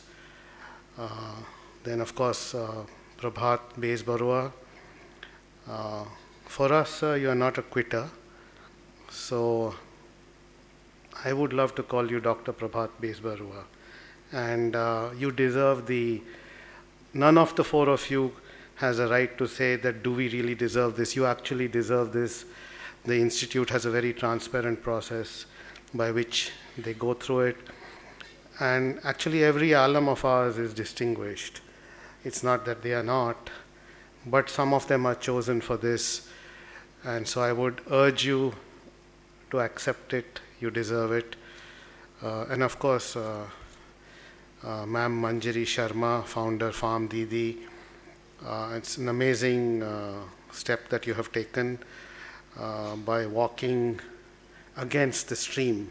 It's very difficult to swim against the stream, but I hope many more will follow in your steps. And congratulations to your husband and to you for taking this very, very significant step, not just for yourself, but for millions of the Didis who take care of our rural households. I have this wonderful opportunity, so I think Prabhat said that he didn't prepare. For the last 4-5 years, I do prepare because I'm not from IIM Calcutta, but I believe that it is such an important privilege that I must say something which is sensible. And and let me share with you the trepidation, the feeling of uncertainty. With every passing year, this becomes more difficult because you don't have new things to say. So let me first of all welcome our honorable chief guest, Sudesh. Sudesh, welcome. Our distinguished alumnus awardees, honorable guests, members of the board. Sanjay is here. Sanjay, very welcome to you. Members of the IIM Calcutta faculty, those who could take your time, busy schedule and be here. Staff members, Chief Administrative Officer and his staff are here. Students who have taken the time and the effort to be here in spite of your very demanding academic schedules. It's really appreciated that you took this time off. It's a discipline which shows that you are different, and I'm so grateful for that. And of course, all those who are joining this session online via the internet, my pranams to you again. Now, over the past few days, I was weighed down in thinking about what would be an appropriate topic for the annual day talk. And given that Manish has given me a quota of 10 minutes, but Manish, probably I'll go over 10 minutes. And I don't plan to bore you or fatigue you guys. So they have allocated 10 minutes, and that further compounded the challenge of wanting to make the talk relevant and contemporary. And trust me, I had absolutely no idea who the distinguished alumni awardees are and what you guys are going to be speaking. But as each one of you spoke, I felt easier because for some divine reason, there seems to be a coming together of thoughts. Maybe it's because we are in the same age group, or I don't know what it is. And I'm very pleased that it is coming together. So the topic I have chosen today is, in my view, pertinent and is impacted by forces that operate in the realm of human psychology. It would be incorrect on my part to want to dole out advice, but surely you will allow me to share my views based on my experiences.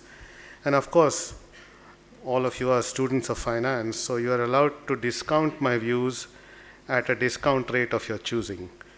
The last thing on my mind is to stir up a controversy, for then the messenger would have been shot and the message will be lost. So do cut me some slack if there are points which you disagree with. I think agreeing to disagree is also a part of debate that we learn in institutes like IIM Calcutta. Now, for as long as organizations have existed, the elephant in the room has been the exploration of fundamentals that drive the relationship between the employee and the employer.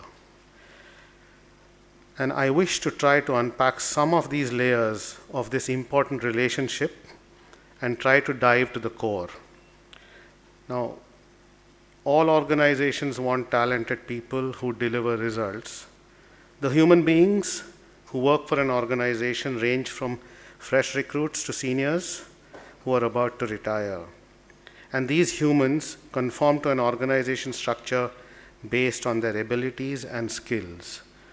So for me, the key words are human beings, talent, which is nothing but abilities and skills, and results. We will all agree that it is a set of motivated employees who are capable of delivering the best results. If so, then the fair question is, what factors motivate employees? These could be different for different people and different employees, but some factors are universal. As I dived into these issues, I wondered if it is possible for me to articulate in a nutshell the obligations of all human beings who make up an organization, all layers, from the trainee right to the chairman, and whether they are owners or they are employees. Can we encapsulate it in a nutshell? And if we could, then I believe I would have done my duty to all of you who are leaders and many of you potential leaders. Now, many years ago, as a 17-year-old, I was selected for the National Defense Academy Selection Board.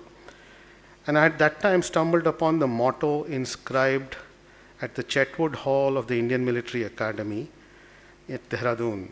And ever since, although I'm not a member of the Indian Armed Forces, I have applied this to all my professional and personal endeavors.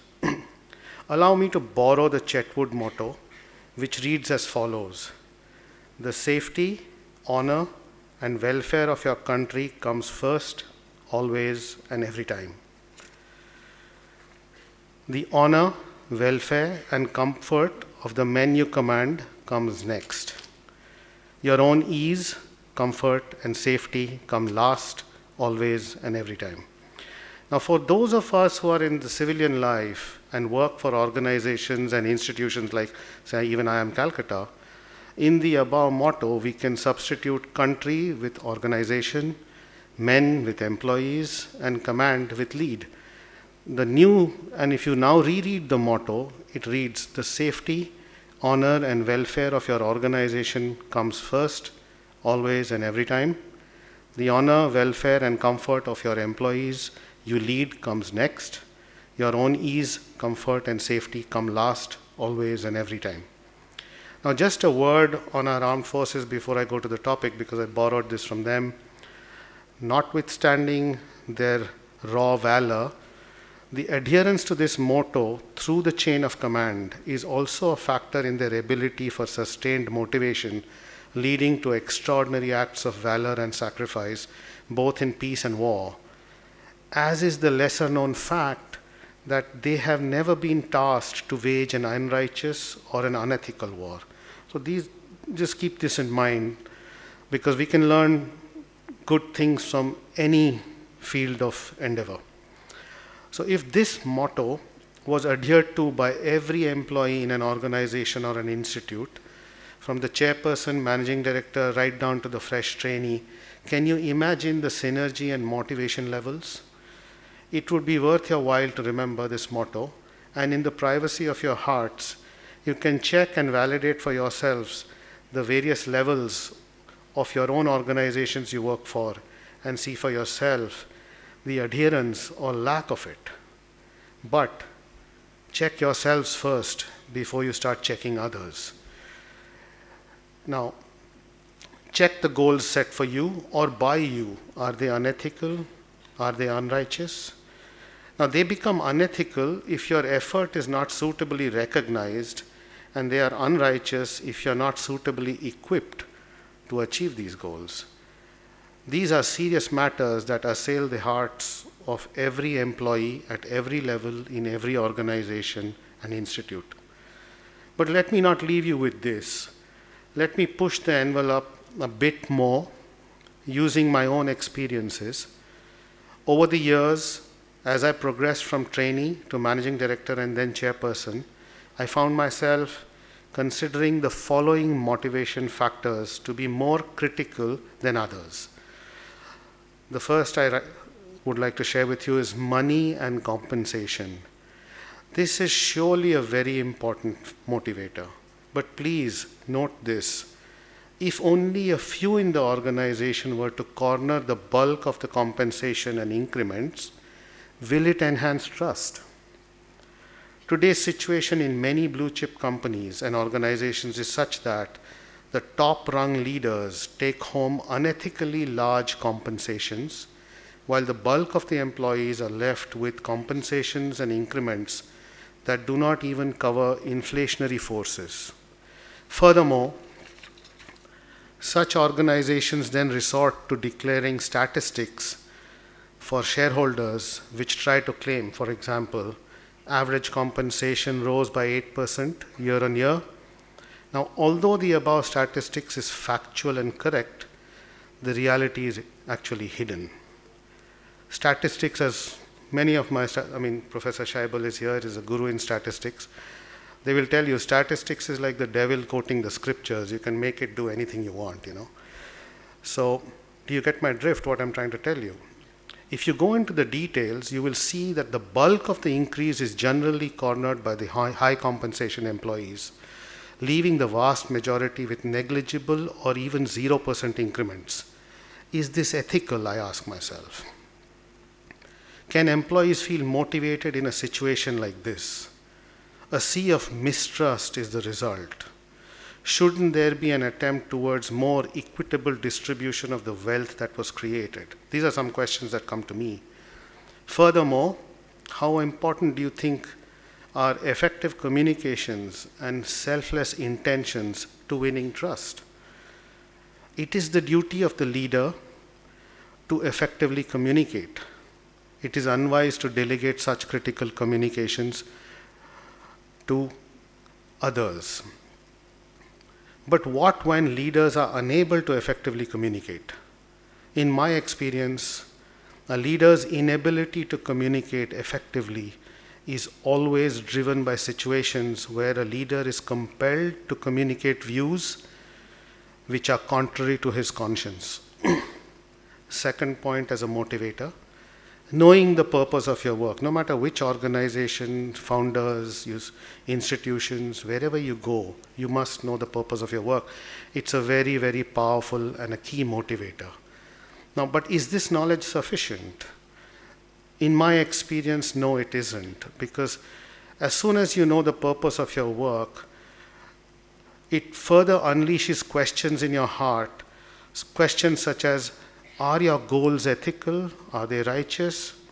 And as per my experience, the goals of an organization or goals an organization or a leader sets for its employees are ethical if the organization recognizes the work and compensates the employee honestly for the same.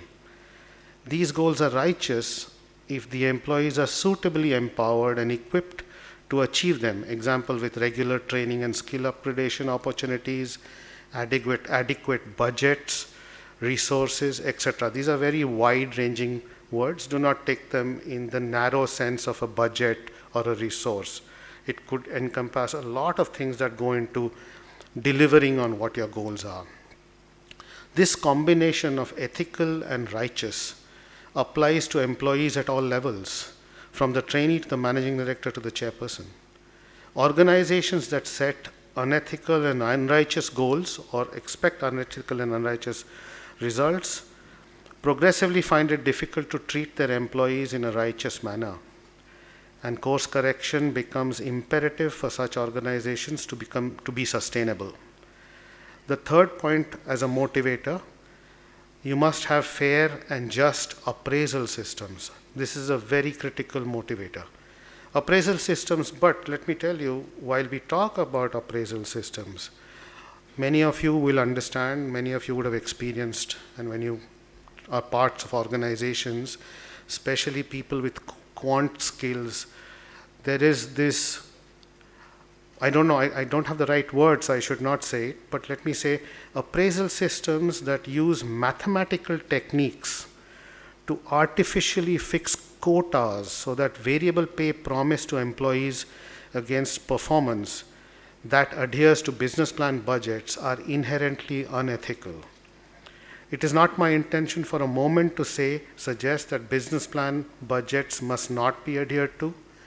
The stress is on fair and just appraisal, and budgets that adequately provide for this fairness is the stress. You cannot have a just, fair and appraisal system which cannot be met by the budgets you approve. So this is a conundrum which the leader must know how to balance. Organizations whose business models use mathematical techniques to artificially fix performance quotas will over time realize that unknowingly they have encouraged human leaders who are adept at ignoring their internal policemen. In my experience, such leaders tend to be insecure, and it will be in their nature to place their own ease and comfort and safety first, always and every time, at the cost of their teams. And when the time comes when they can no longer continue this act, they leave the organization and move to another pasture. Unbelievably, such leaders are in demand. Why? It beats me. The fourth motivating factor, do the leaders walk their talk? In my experience, employees are like children, they can smell hypocrisy. Leaders who remember the challenges they faced when they were lower in the hierarchy, and those who, after they have risen or in the organizational hierarchy, do everything to gain contemporary knowledge of the challenges that are being faced by their teams. They are the ones who can walk their talk, and it is such leaders that organizations and teams trust and follow. The fifth, the recruitment process. It may not be evident, but how an organization recruits its employees says a lot about it. Recruitment is the gateway. This is the process by which you select those who will join your family. Transparency of the process, dignity of the applicant, and adherence to your organizational promises made at the time of recruitment are for me keywords. No one likes it when they find out that their lack of organizational knowledge and rules at the time of recruitment was used to deny them their honest due. Further, once an organization selects a person, the success or failure of that person is also the responsibility of the organization and the team to which the person belongs. I urge you to review the motto articulated earlier, and you will see clearly that this responsibility is also of the organization. A nation's economy is built up of institutions and organizations. They are the backbone.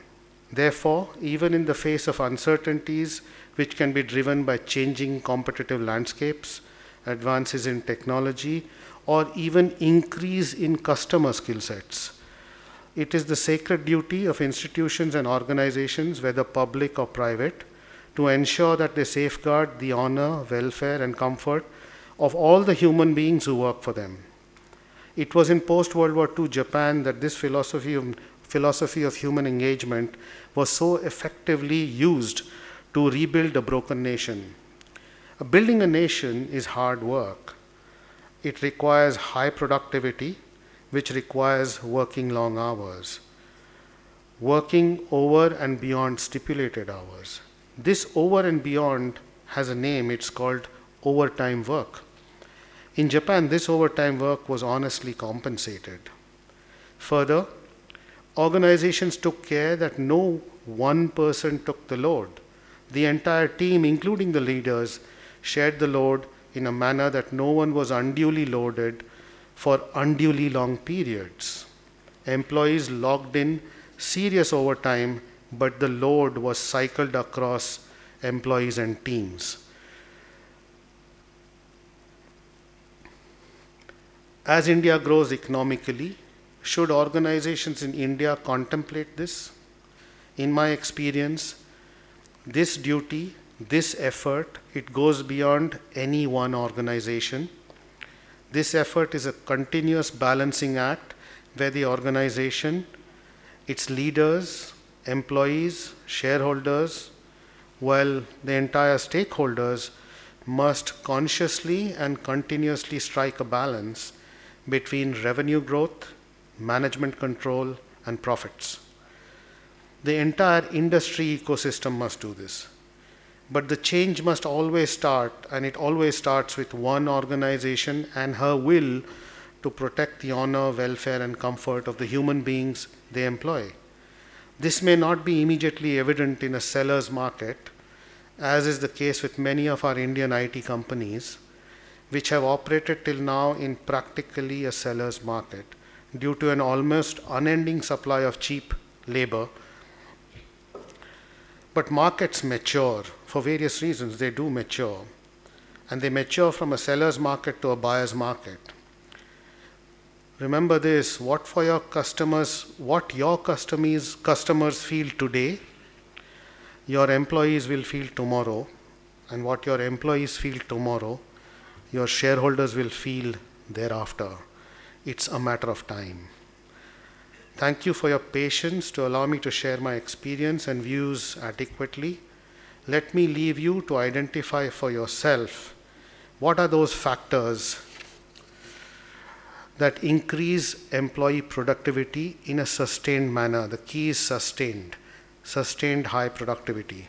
And from there, try and analyze for yourself what are the limits of a motivated employee and what must organizations do to safeguard these limits. As there is never any harm in repeating good things, let me assert again, the need for incorporating human values in management is being acutely felt by humanity today more than ever before. I believe IIM Calcutta should be the global leader in filling this gap. Thank you. Jai Hind.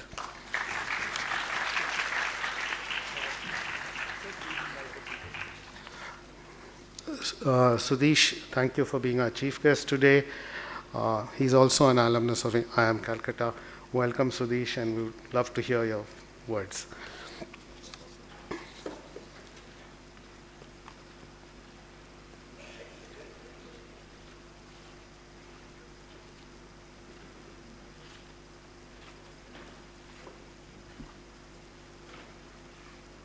Would you like to present? Yeah, the presentation is I would like to open your PPT. Yeah. Just to keep it ready. Okay. Yes, thank you.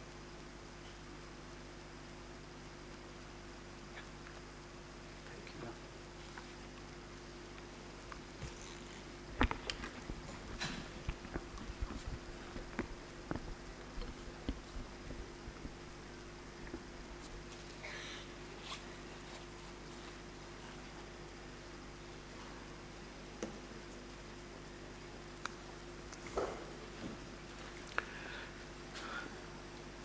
Good evening, everybody. It's, my predicament is like that of this famous Western actress's ninth husband. On her nuptials night, somebody was asking this guy, look, why are you looking so anxious? She anyway has the experience. So he said, no, I don't know how to make it interesting. So coming after so many speakers, it's a real challenge to make this session interesting for an audience that is waiting for dinner. So, Mr. Sri Krishna Kulkarni, Professor Sahadev Sarkar, Professor Manish Thakur, dignitaries, distinguished alumni, members of the faculty, students, ladies and gentlemen. Thank you for being here on the day of Bhai Dooj, and despite the many compelling attractions which I know IIMC offers. Let me first start by congratulating my institute on its 63rd Foundation Day and thanking Professor Manish Thakur for inviting me. Forget the alphabetical order of the institutes, but for the record, IIM Calcutta is older than IIM Ahmedabad by 27 days. Calcutta is 14th November, and Ahmedabad is 11th December of 1961. Never in history have 27 days mattered more, I think. There's no greater honor than being asked to speak at your own institute. And I was intrigued, why did the institute ask me to come and speak? You heard the list of predecessors who have spoken here, right? Professor Sarkar spoke about it. I'm not a CEO. I'm not a startup founder who's become a billionaire, nor a hotshot academic. So it's natural that I feel like a bit of an imposter to be speaking on this day. I have not checked with the institute why they called me, because sometimes truths can be very embarrassing. In any case, early November, when, thanks to the active social media outreach of IIM Calcutta, the word got around with my batchmates that I have been asked to come and deliver this talk. They proffered 3 reasons, from the trivial to the serious. The first was, half the batch had passed using my class notes.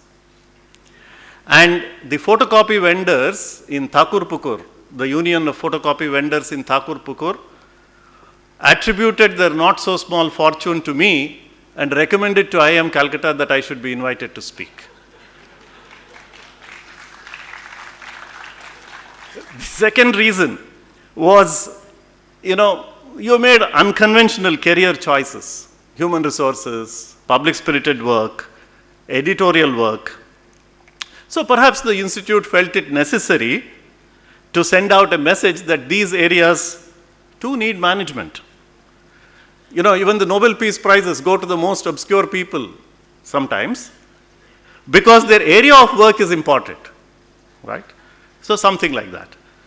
The third, which is probably the reason, at least I would like to believe so, is it is 14th November, Children's Day, and the institute must have felt someone engaged with school education, one of our own, with the largest social sector organization in the country, Azim Premji Foundation, why don't we call him?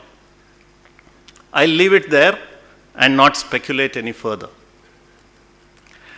Today is the Foundation Day. It's not an inaugural or a convocation. So the topic of the lecture should be fitting, right? So I have chosen to speak on institution building in modern India, principles that are drawn from parables. Institution building, the first part of the topic is fairly clear. I don't need to elaborate. The phrase modern India needs some elaboration.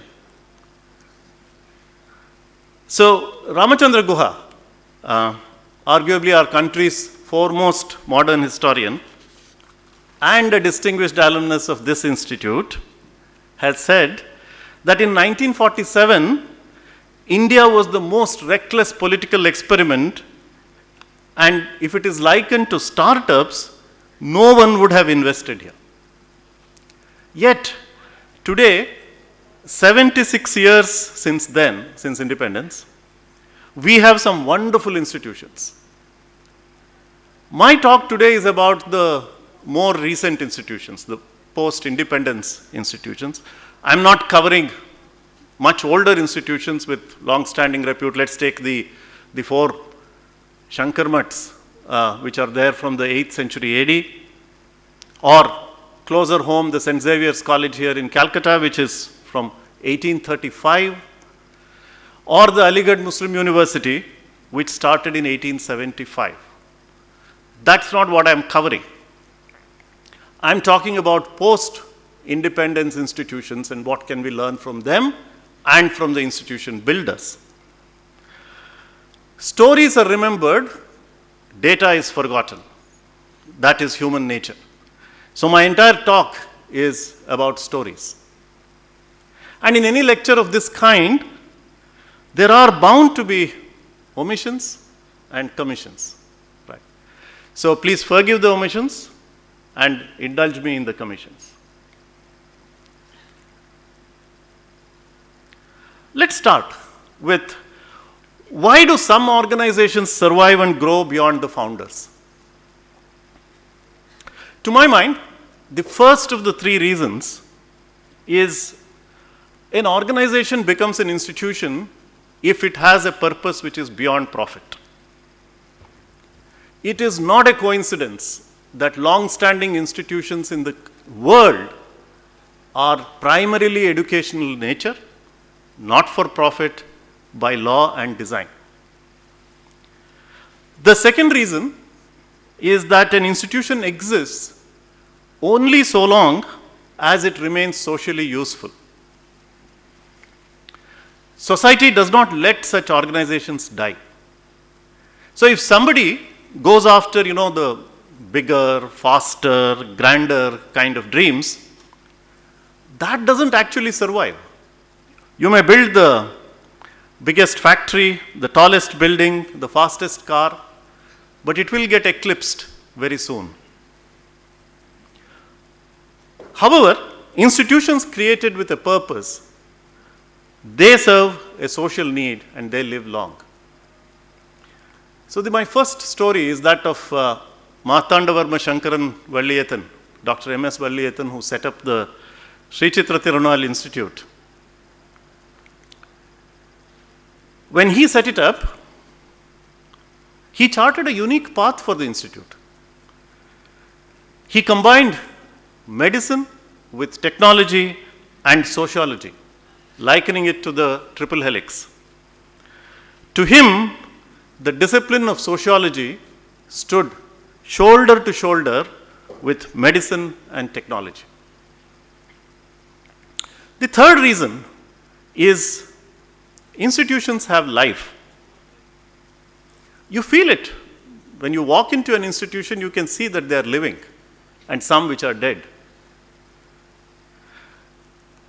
If you walk into the portals of the University College at Oxford, established in 1249 Common Era, which is 774 years ago, you will see it is living. All organizations are like human bodies. They have been likened to be like the Sharira. Sharira, by definition, has Balya, which is birth, and Yauvana, which is growth, and Vardhakya, which is decay. The word Sharira itself comes from the root word Shiryate, which is decay. So institutions are bound to decay.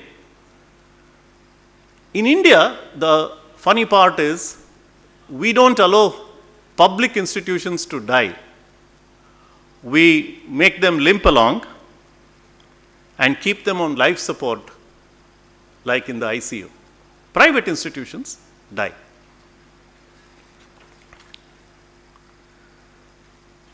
Let's now look at how institutions are different from organizations. We use the word sometimes interchangeably, but they are not.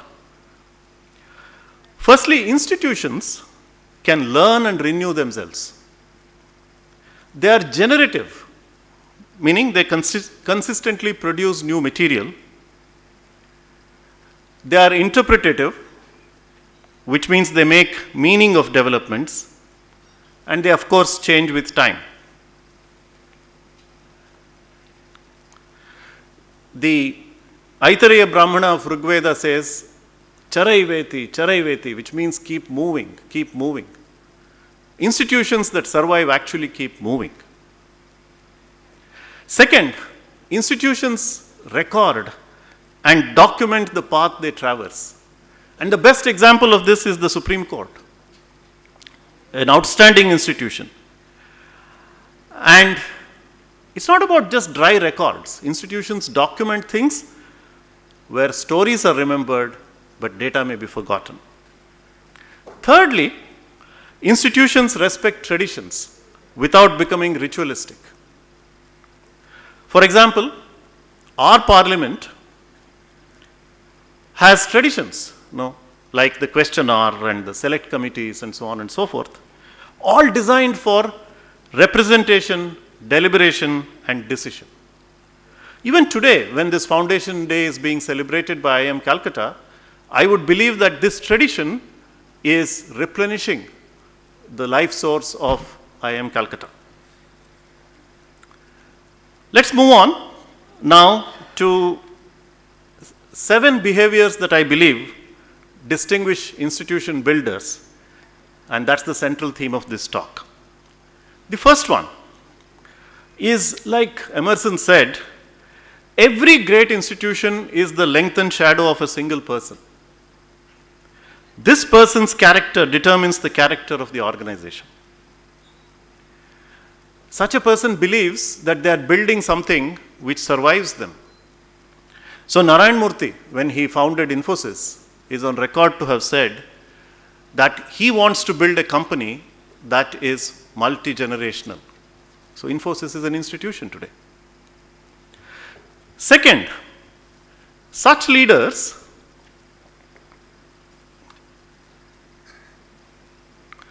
take the blame and share in the good.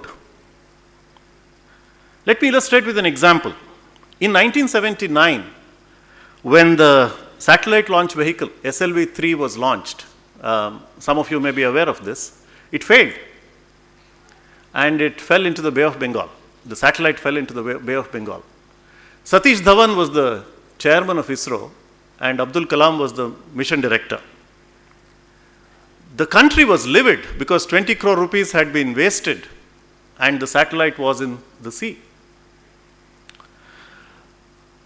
Dhawan took the press conference the next day, and Dhawan took the entire blame on himself. And he said, look, I trust in my engineers. If there is anyone to be blamed, it is me. Next year, in July 1980, the launch cycle was repeated. Again, Dhawan was the chairman and Kalam was the mission director. This time, the satellite Rohini was launched into the near-Earth orbit, and it was a success. There was a difference, though. Satish Dhawan didn't come for the press conference. He sent Kalam to take the press conference, demonstrating that, look, when it is the blame, I will take it. When it is the credit, you will take it. That marks institutional builders. Let me move on to another story. And this is about institution builders taking responsibility for attracting top talent. Indian Institute of Science, Bangalore, founded in 1909, consistently tops the university rankings, for those of you who follow that.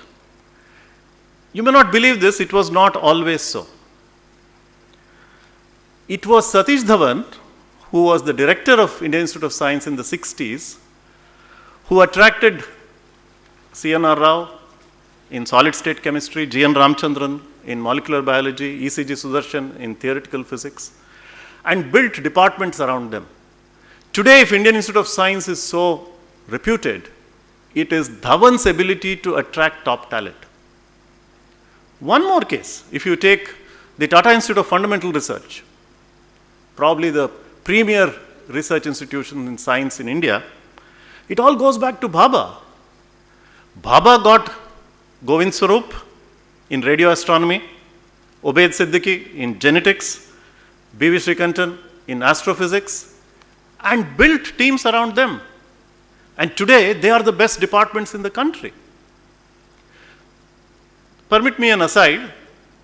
Bhabha's style was you get the right people and build departments around them. Vikram Sarabhai's style was you define the organization structure and roles and get the right person into the role. Both approaches will work, but Bhabha and Sarabhai approached institution building in two very different ways. Another example, on the right you see P.M. Bhargava. Now, P.M. Bhargava founded the Center for Cellular and Molecular Biology in Hyderabad. He made an effort to persuade Lalji Singh, who was at the University of Edinburgh. 2 years he was after him to come to CCMB. Lalji Singh came, discovered the DNA fingerprinting technology, And today in India, if we are able to have the technology at a fraction of the cost of the West, it is because PM Bhargava was able to get Lalji Singh. So also PK Kelkar in IIT Kanpur. Many of these examples I am giving are from science and technology. So just to restore the balance, let me also say, if you take the National Law University system in the country, the National Law School of India in Bangalore and the NUJS here in Calcutta, both of them owe their premier standing to Madhav Menon. So the point I am trying to make is, institution builders go around and scout for great talent and build departments around them. Fourth,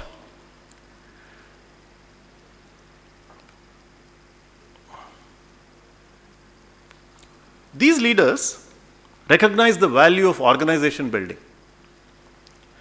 So they value financials, structure, systems, succession, often very conservative about money.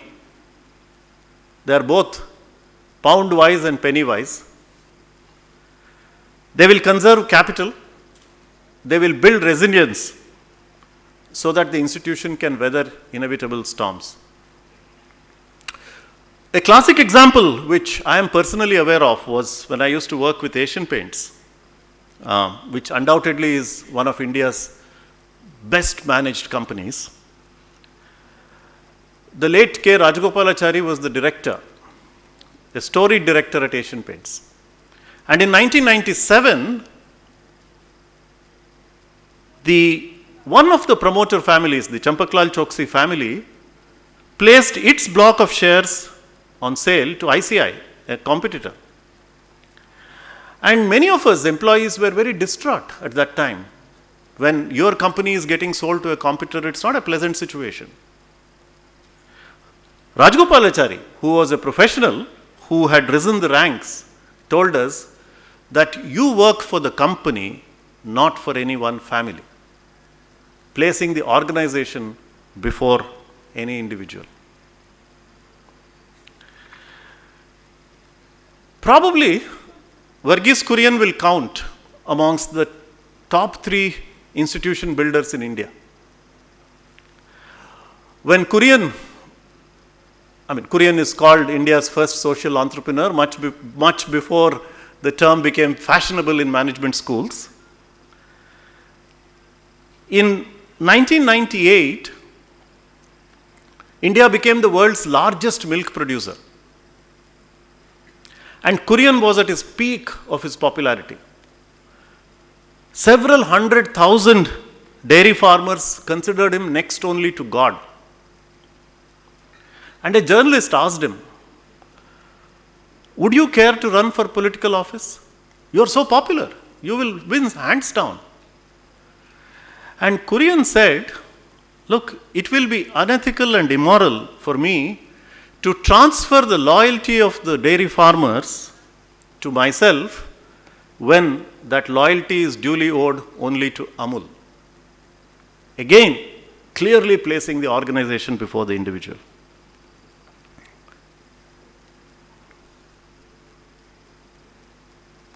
Fifth, such institution builders think beyond their core discipline.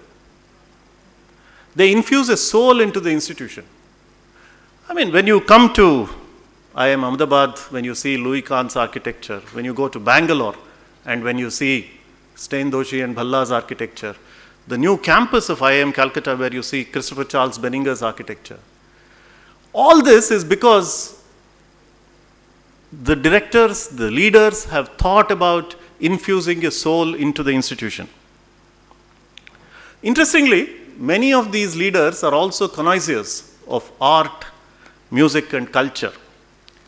On the left, you see the entrance to the Tata Institute of Fundamental Research in Bombay, and you see the entrance to the library and the mural of M.F. Hussain, and that's Bhaba's contribution. On the right, you see the Pasteur Institute.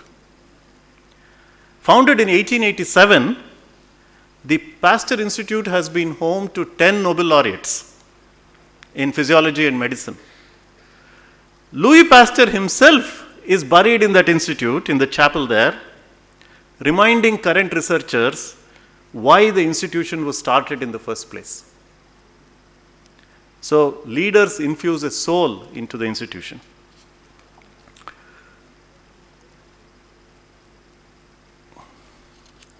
Sixth, such leaders embrace critics. Let's start with Nehru. Nehru sowed the seeds of many institutions in the country and set the culture, we know that. In his first cabinet, there was Ambedkar as the law minister from the Republican Party, Shyama Prasad Mukherjee as the industries minister from the Hindu Mahasabha, and Shanmugam Chetty as the finance minister, of course from the Congress, but a known baiter of Nehru. This is because Nehru believed that independence had come to India, not to the Congress party, and wanted to assemble the best people, even if they were the critics. That was long before Obama made it fashionable with his cabinet of rivals. Talking of Nehru, he was, of course, a follower of Harold Lasky and the Soviet socialist model of development. But he would always insist that the planning papers of the country goes to economists across the world. And the planning commission members would come back and tell Nehru, we have sent it, everybody thinks it's a great plan, and your 5-year plans are good. So Nehru would ask them, have you sent it to Milton Friedman? Milton Friedman, as many of you know, was the author of Capitalism and Freedom from the Chicago School. And Nehru was very particular about knowing what does Friedman say. So Nehru not only cared to listen, but also greatly valued the opinion of his critics. Again, coming back to Satish Dhawan. Satish Dhawan was the chairman when Aryabhatta was being launched. And he called a meeting of 200 of the people then. Now ISRO is 26,000 people. At that time, he called a group of 200 people, starting from mission directors at the level of Kalam and Rodam Narasimha and U.R. Rao, at that level, plus the junior most engineer. 200 people assembly he called and put the Aryabhatta design to test. He said, look, please critique this. Tell me what is wrong and what is right. One engineer sitting in the back row stood up, and when Kalam was presenting, he said, look, the propulsion design is wrong. Kalam hushed him. Hushed is a IIM Calcutta word, I am using it. Kalam ignored that engineer. Satish Dhawan, who was sitting in the front row, stopped Kalam and said, look, that engineer owes a serious response. Please respond to him seriously. Kalam has recounted this and said, that is culture building. Everybody in the institution should feel that their voice will be heard. And that's what Dhawan said. There is this famous story of Winston Churchill's wife, Clementine, writing to him. I'll keep it for another day. I know it's quite late in the evening, so I'll perhaps skip that one.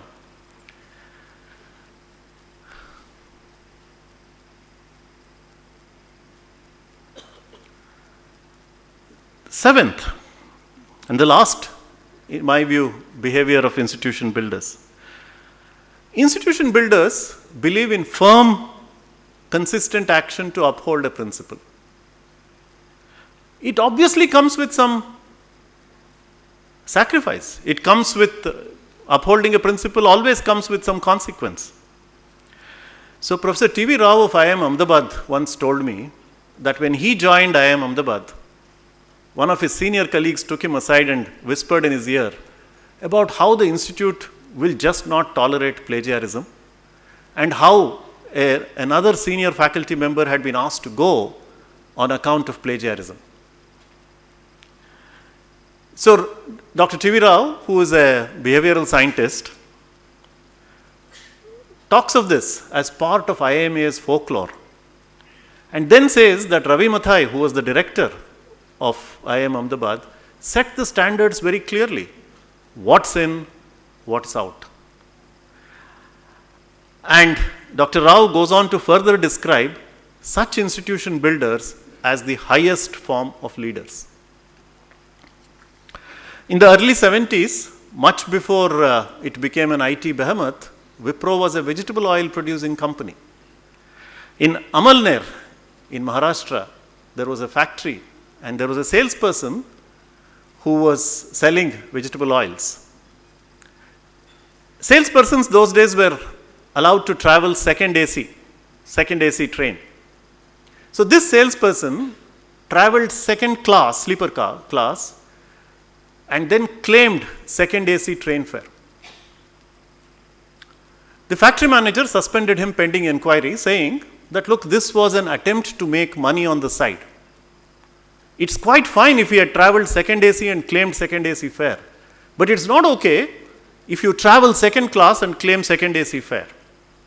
The union went on strike, saying that it is too trivial a matter and it doesn't deserve a suspension. Azim Premji was the young chairman of Wipro, and Azim Premji stood by the factory manager and said that, look, this is a matter of integrity, and in matters of integrity, there is no grey. The strike went on for 3 months. The factory suffered a few crore rupees of losses for what was an issue of about maybe 200 rupees. 3 months later, the employees' union came back, accepted the principle, and this incident is now part of Wipro folklore. And I would reckon that the few crore rupees that was lost in the 70s is nothing when compared to what Wipro has gained in culture and performance over the next 5 decades. So therefore, in summary, institution builders believe that they are building something that will survive them. They take the blame and share the good. They take responsibility for attracting top talent, recognize the value of organization building. They infuse a soul into the institution. They embrace critics, and they believe in firm, consistent action. Institution building cannot be left to chance. It needs design, it needs work. And every one of us is an architect of the institutions we are fortunate to be part of. Thank you.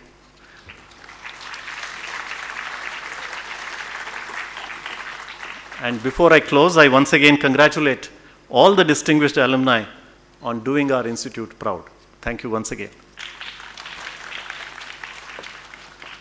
May I now request our chairman, Shri Krishna Kulkarni, to felicitate our chief guest.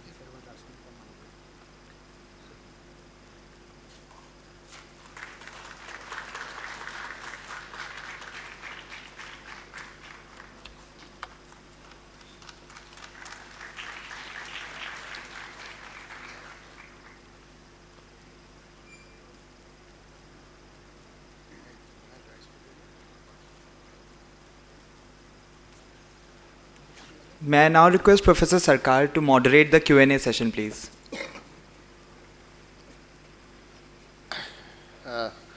As you know, we have this I would say, rather healthy convention of asking questions even on Foundation Day and even when we have invited the chief guest.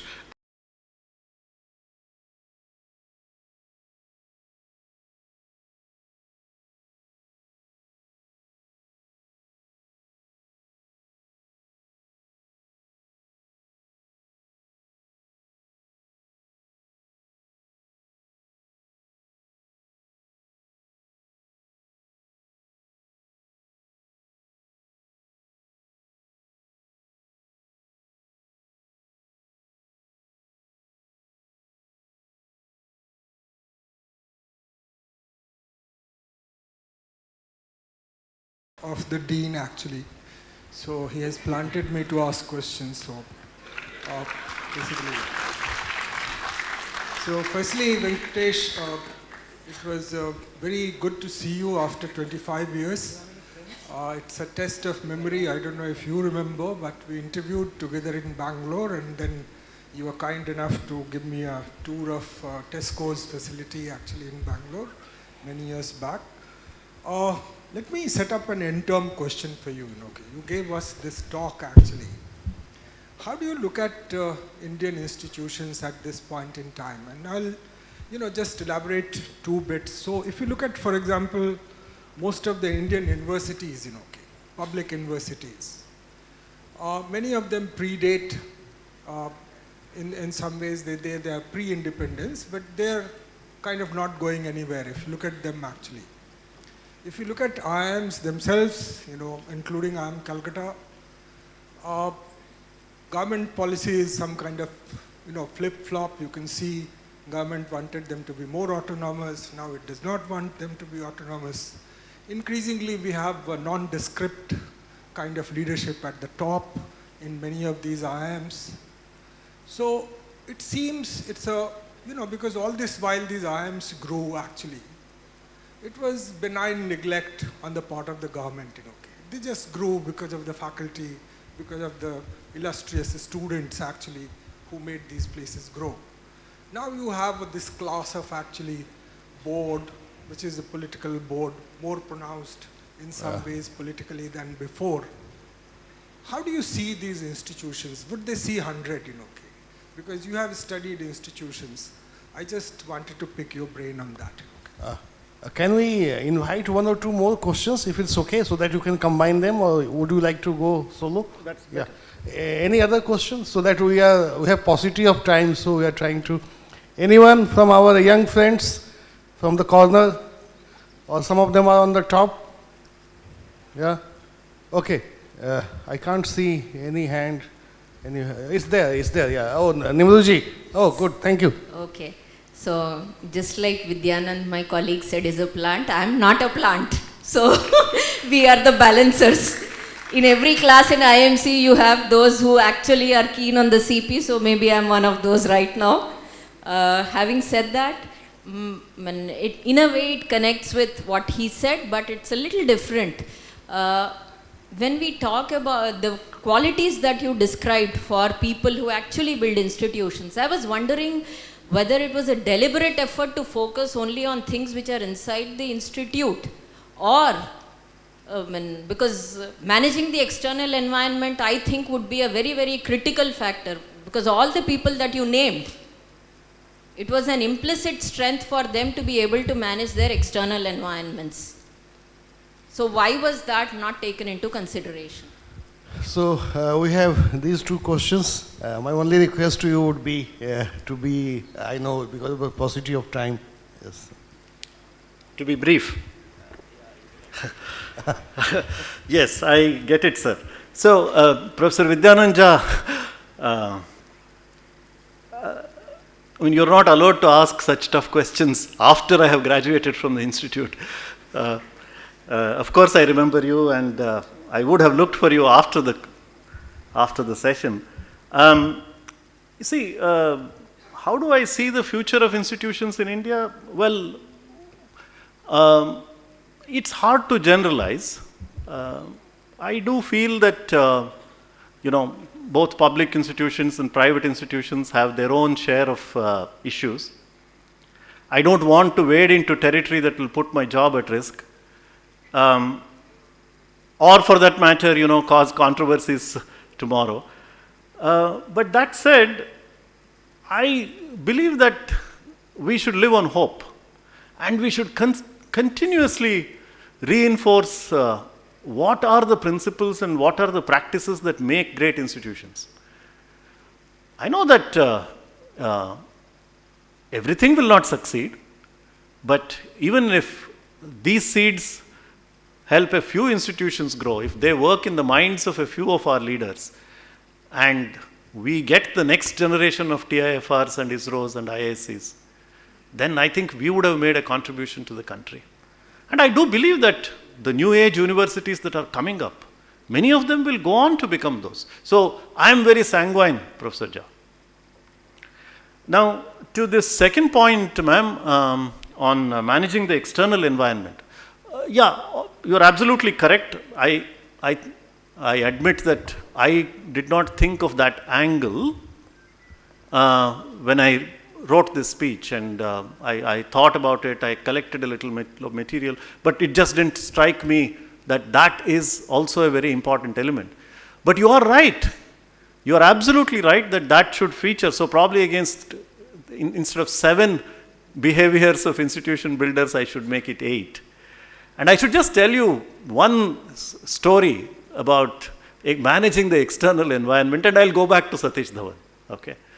When Satish Dhawan was on sabbatical at Caltech, unfortunately, Sarabhai passed away, and sudden, and the country was in need for the chairman of ISRO, the next chairman of ISRO. So somebody told Mrs. Indira Gandhi that, look, the right man for this job is Satish Dhawan. So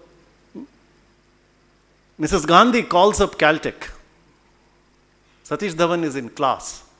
He's teaching. So the call comes from the Prime Minister of India. One of the teaching assistants runs up to Satish Dhawan and says, look, Mrs. Gandhi is on the phone. So he says, please ask her to wait. I am in a class.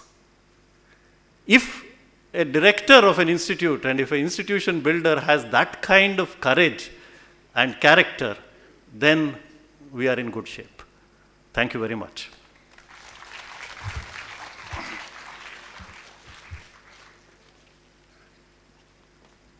Thank you so much, sir. I now invite Shri Alok Chandra, the Chief Administrative Officer, to come to the dais and announce the names of the IIM Calcutta employees who entered 25th year of their services this year.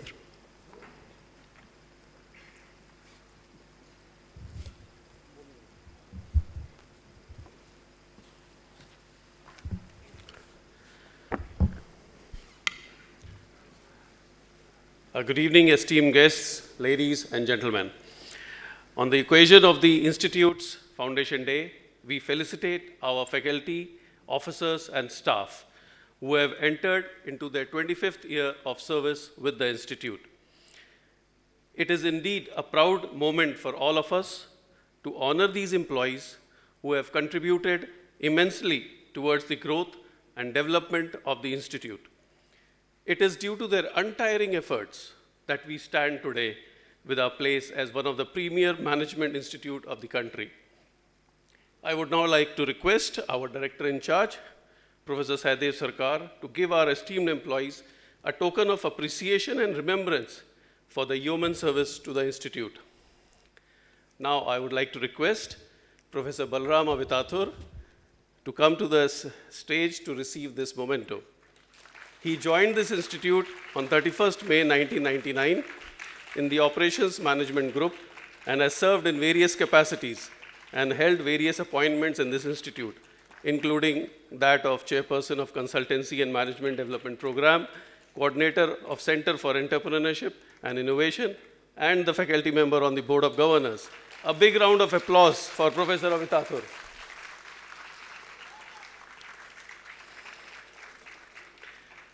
Next is Professor Mrityunjay Mohanty, who joined this institute on 21st June 1999 in the Economics Group and has served in various capacities and held various appointments in this institute, including the Chairperson of Library and Computer Services Committee and faculty member on the Board of Governors. Professor Mohanty is not able to attend this program today due to some urgent personal engagements. We miss him today here. A big round of applause for Professor Mohanty. Now, may I request Shri Mulay Pakre, Junior Office Superintendent, to come on the stage to receive this memento. Shri Pakre joined this institute on 11th November 1999 and has served in various departments, including admissions, library, and engineering departments of this institute. A big round of applause for Shri Mulay Pakre, please.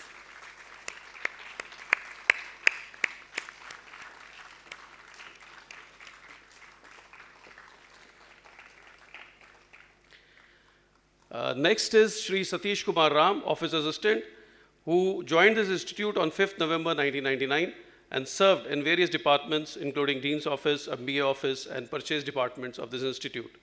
Shri Ram is not able to attend this program due to, again, some urgent personal engagements. We miss him here again today.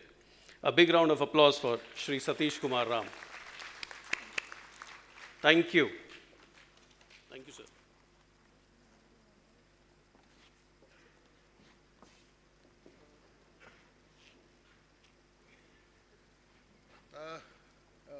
I can't see Sri GM Kapoor. Can anyone contact him, Manushi? Just try to call him. Anyway, this is also the happy moment for us to inaugurate IIM Calcutta Digital Archives. So for this purpose, Dr. Ghosh, can I invite you to the dais? And we have already requested our chairman, Sri Krishna Kulkarni ji, to inaugurate the digital archives by clicking the link and the mouse. Just one or two words about the archives. As you know, our chairman is, in his earlier avatar, he calls himself a campus kid because he has spent his formative years in IIM Ahmedabad campus, where his father was a faculty member there.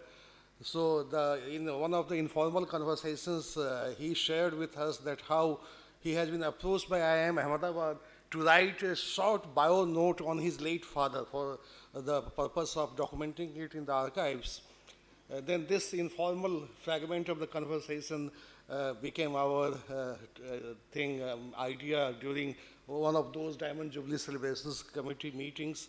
So today, I just requested him informally while he was entering this auditorium that would you kindly grace us by inaugurating these archives, and he very happily agreed. So before I request him, Dr. Ghosh, can you guide him about inaugurating the archives, and maybe you can share and showcase, just, we don't have time. Yeah, of course. Yeah, so I request Sri Krishna Kulkarni ji to share his thoughts about the archives, say a few words, and then Dr. Ghosh will assist him with all that. Friends, I will not take more than 2 minutes. You know, our history has played a very important role in shaping our identity. As the chief guest talked about institutions. So the archives will provide us with evidence of our activities, our achievements, and our endeavors. It is my belief that archives play a role that is central to good governance. In our journey of continuous improvement, they will be a powerful tool by which IIM Calcutta can introspect and make ourselves more transparent and more accountable. A well-managed archives can become the source from which IIM Calcutta can understand the who, when, where, what, and how. And these can then become an important basis for review and to amend or make policies and plans. The IIM Calcutta Archives is, in my opinion, a very important initiative, and I urge all alumni and friends of IIM Calcutta to support us in this endeavor. Thank you so much. Dr. Ghosh. No. Okay, just which one do I put? Pull. Oh, कैसे करना है यहाँ पे? Just click. Just click. That's right. Okay. Thank you so much.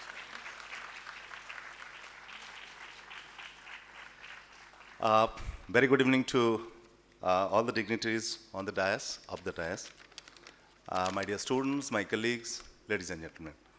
See, as respected chairperson already told you that during the Diamond Jubilee celebration occasion, we decided to float this kind of archive, first in digital format and then, of course, in physical one. That will take time. So in this regard, in the beginning, in the outset, I must sincerely thank to Professor Manish Thakur, Dean NIER, for entrusting this kind of great responsibility to the library team. And then, of course, my other colleagues, especially Professor Anirban Pant, Professor R. Rajesh Babu, and of course, Mr. G.M. Kapoor, our respected alums. All of them, they were, always very helpful, supportive, and provided their guidance in all the activities. And during the Golden Jubilee celebration, our senior colleagues, they can remember that Professor Indira Chaudhary, oral historian who digitized many of our official correspondences and photographs, which were kept, unexplored in the record room only. And last but not least, my colleagues from library, especially Mr. Jhontu Majumdar and Mr. Abhijit Datta, who were the instrumental for developing this project and this site. And of course, the computer division, who helped us in many ways. Just I want to give you some glimpses from today onward. The site is open to everybody. It is available on the web. So this is the landing page of the site. In a quick view, our first director of the institute, many of us, we never seen him, Professor K.T. Chandi, the founder director. He joined in the institute in the year 1962 and continued since 1967. Beautifully, we have put here one relational diagram. That means wherever the person is available, you will get to know immediately. So from one place to another place, you can move very easily and immediately. Then you can see the former BOG chairman, as an example, Anthony L. Dias, who served us in 1976 to 1994. And then in a quick view, we can see the chief guest, the first convocation. It's very interesting, in the year 1966. And here, the Indira Chaudhary, Professor Indira Chaudhary, she interviewed many of our former colleagues and eminent personalities, many stakeholders of the institute. One of such is Professor Ashok Mitra.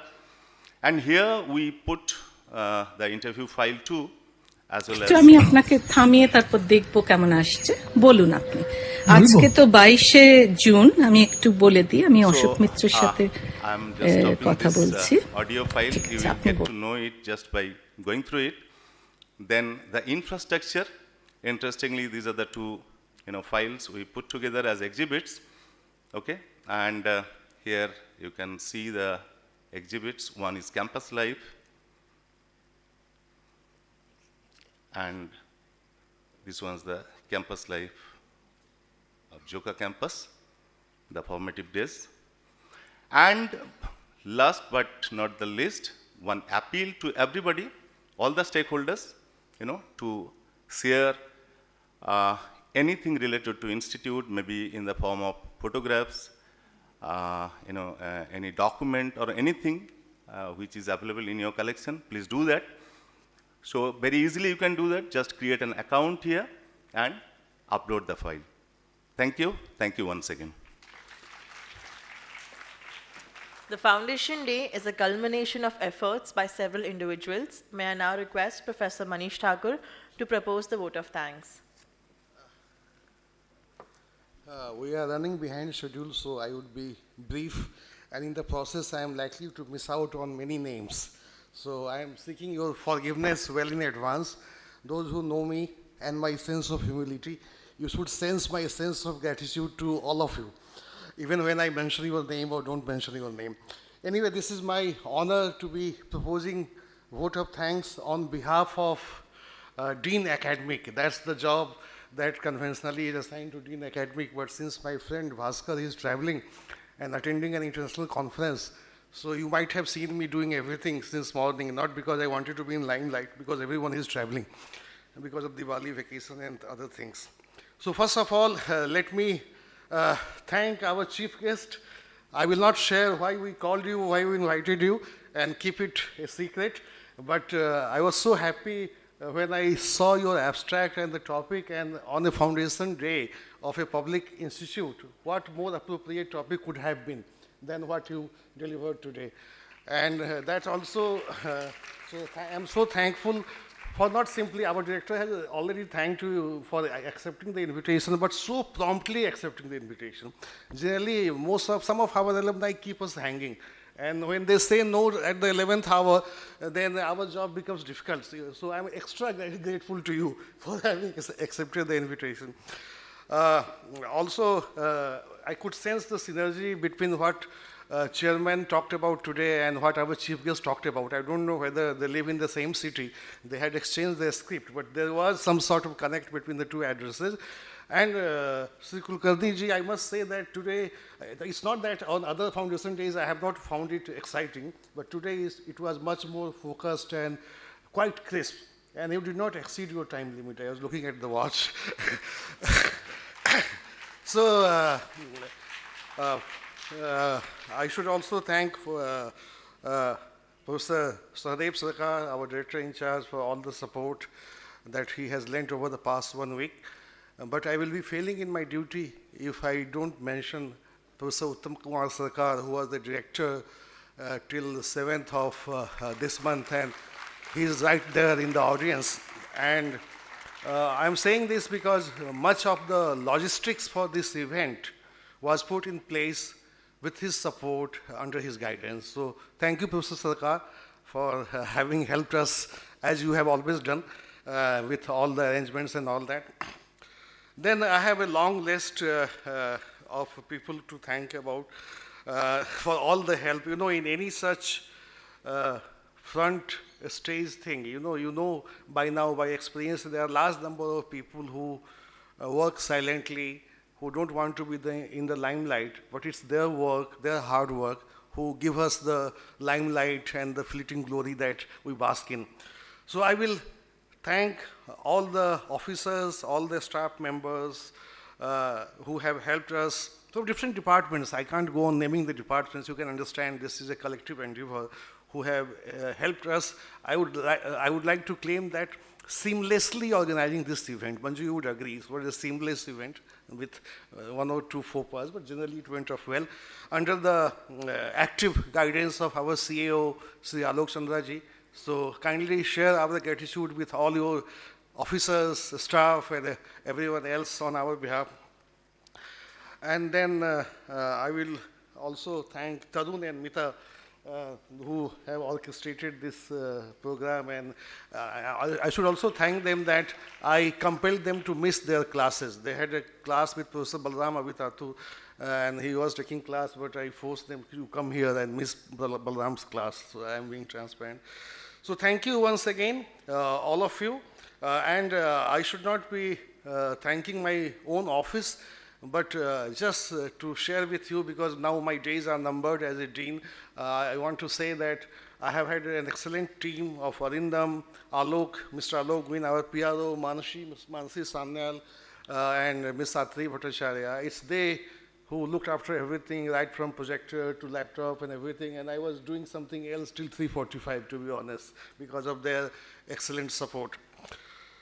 So I can see our familiar faces from IIM Calcutta Alumni Chapter.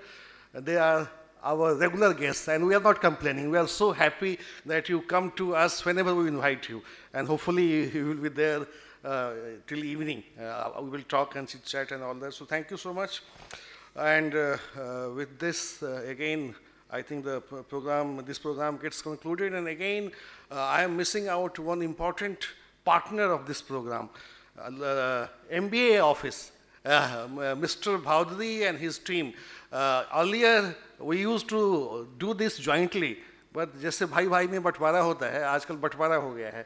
Dean's office does Foundation Day, and they do something else, institute lecture, for which you had invited once Mr. Jaishankar, external minister.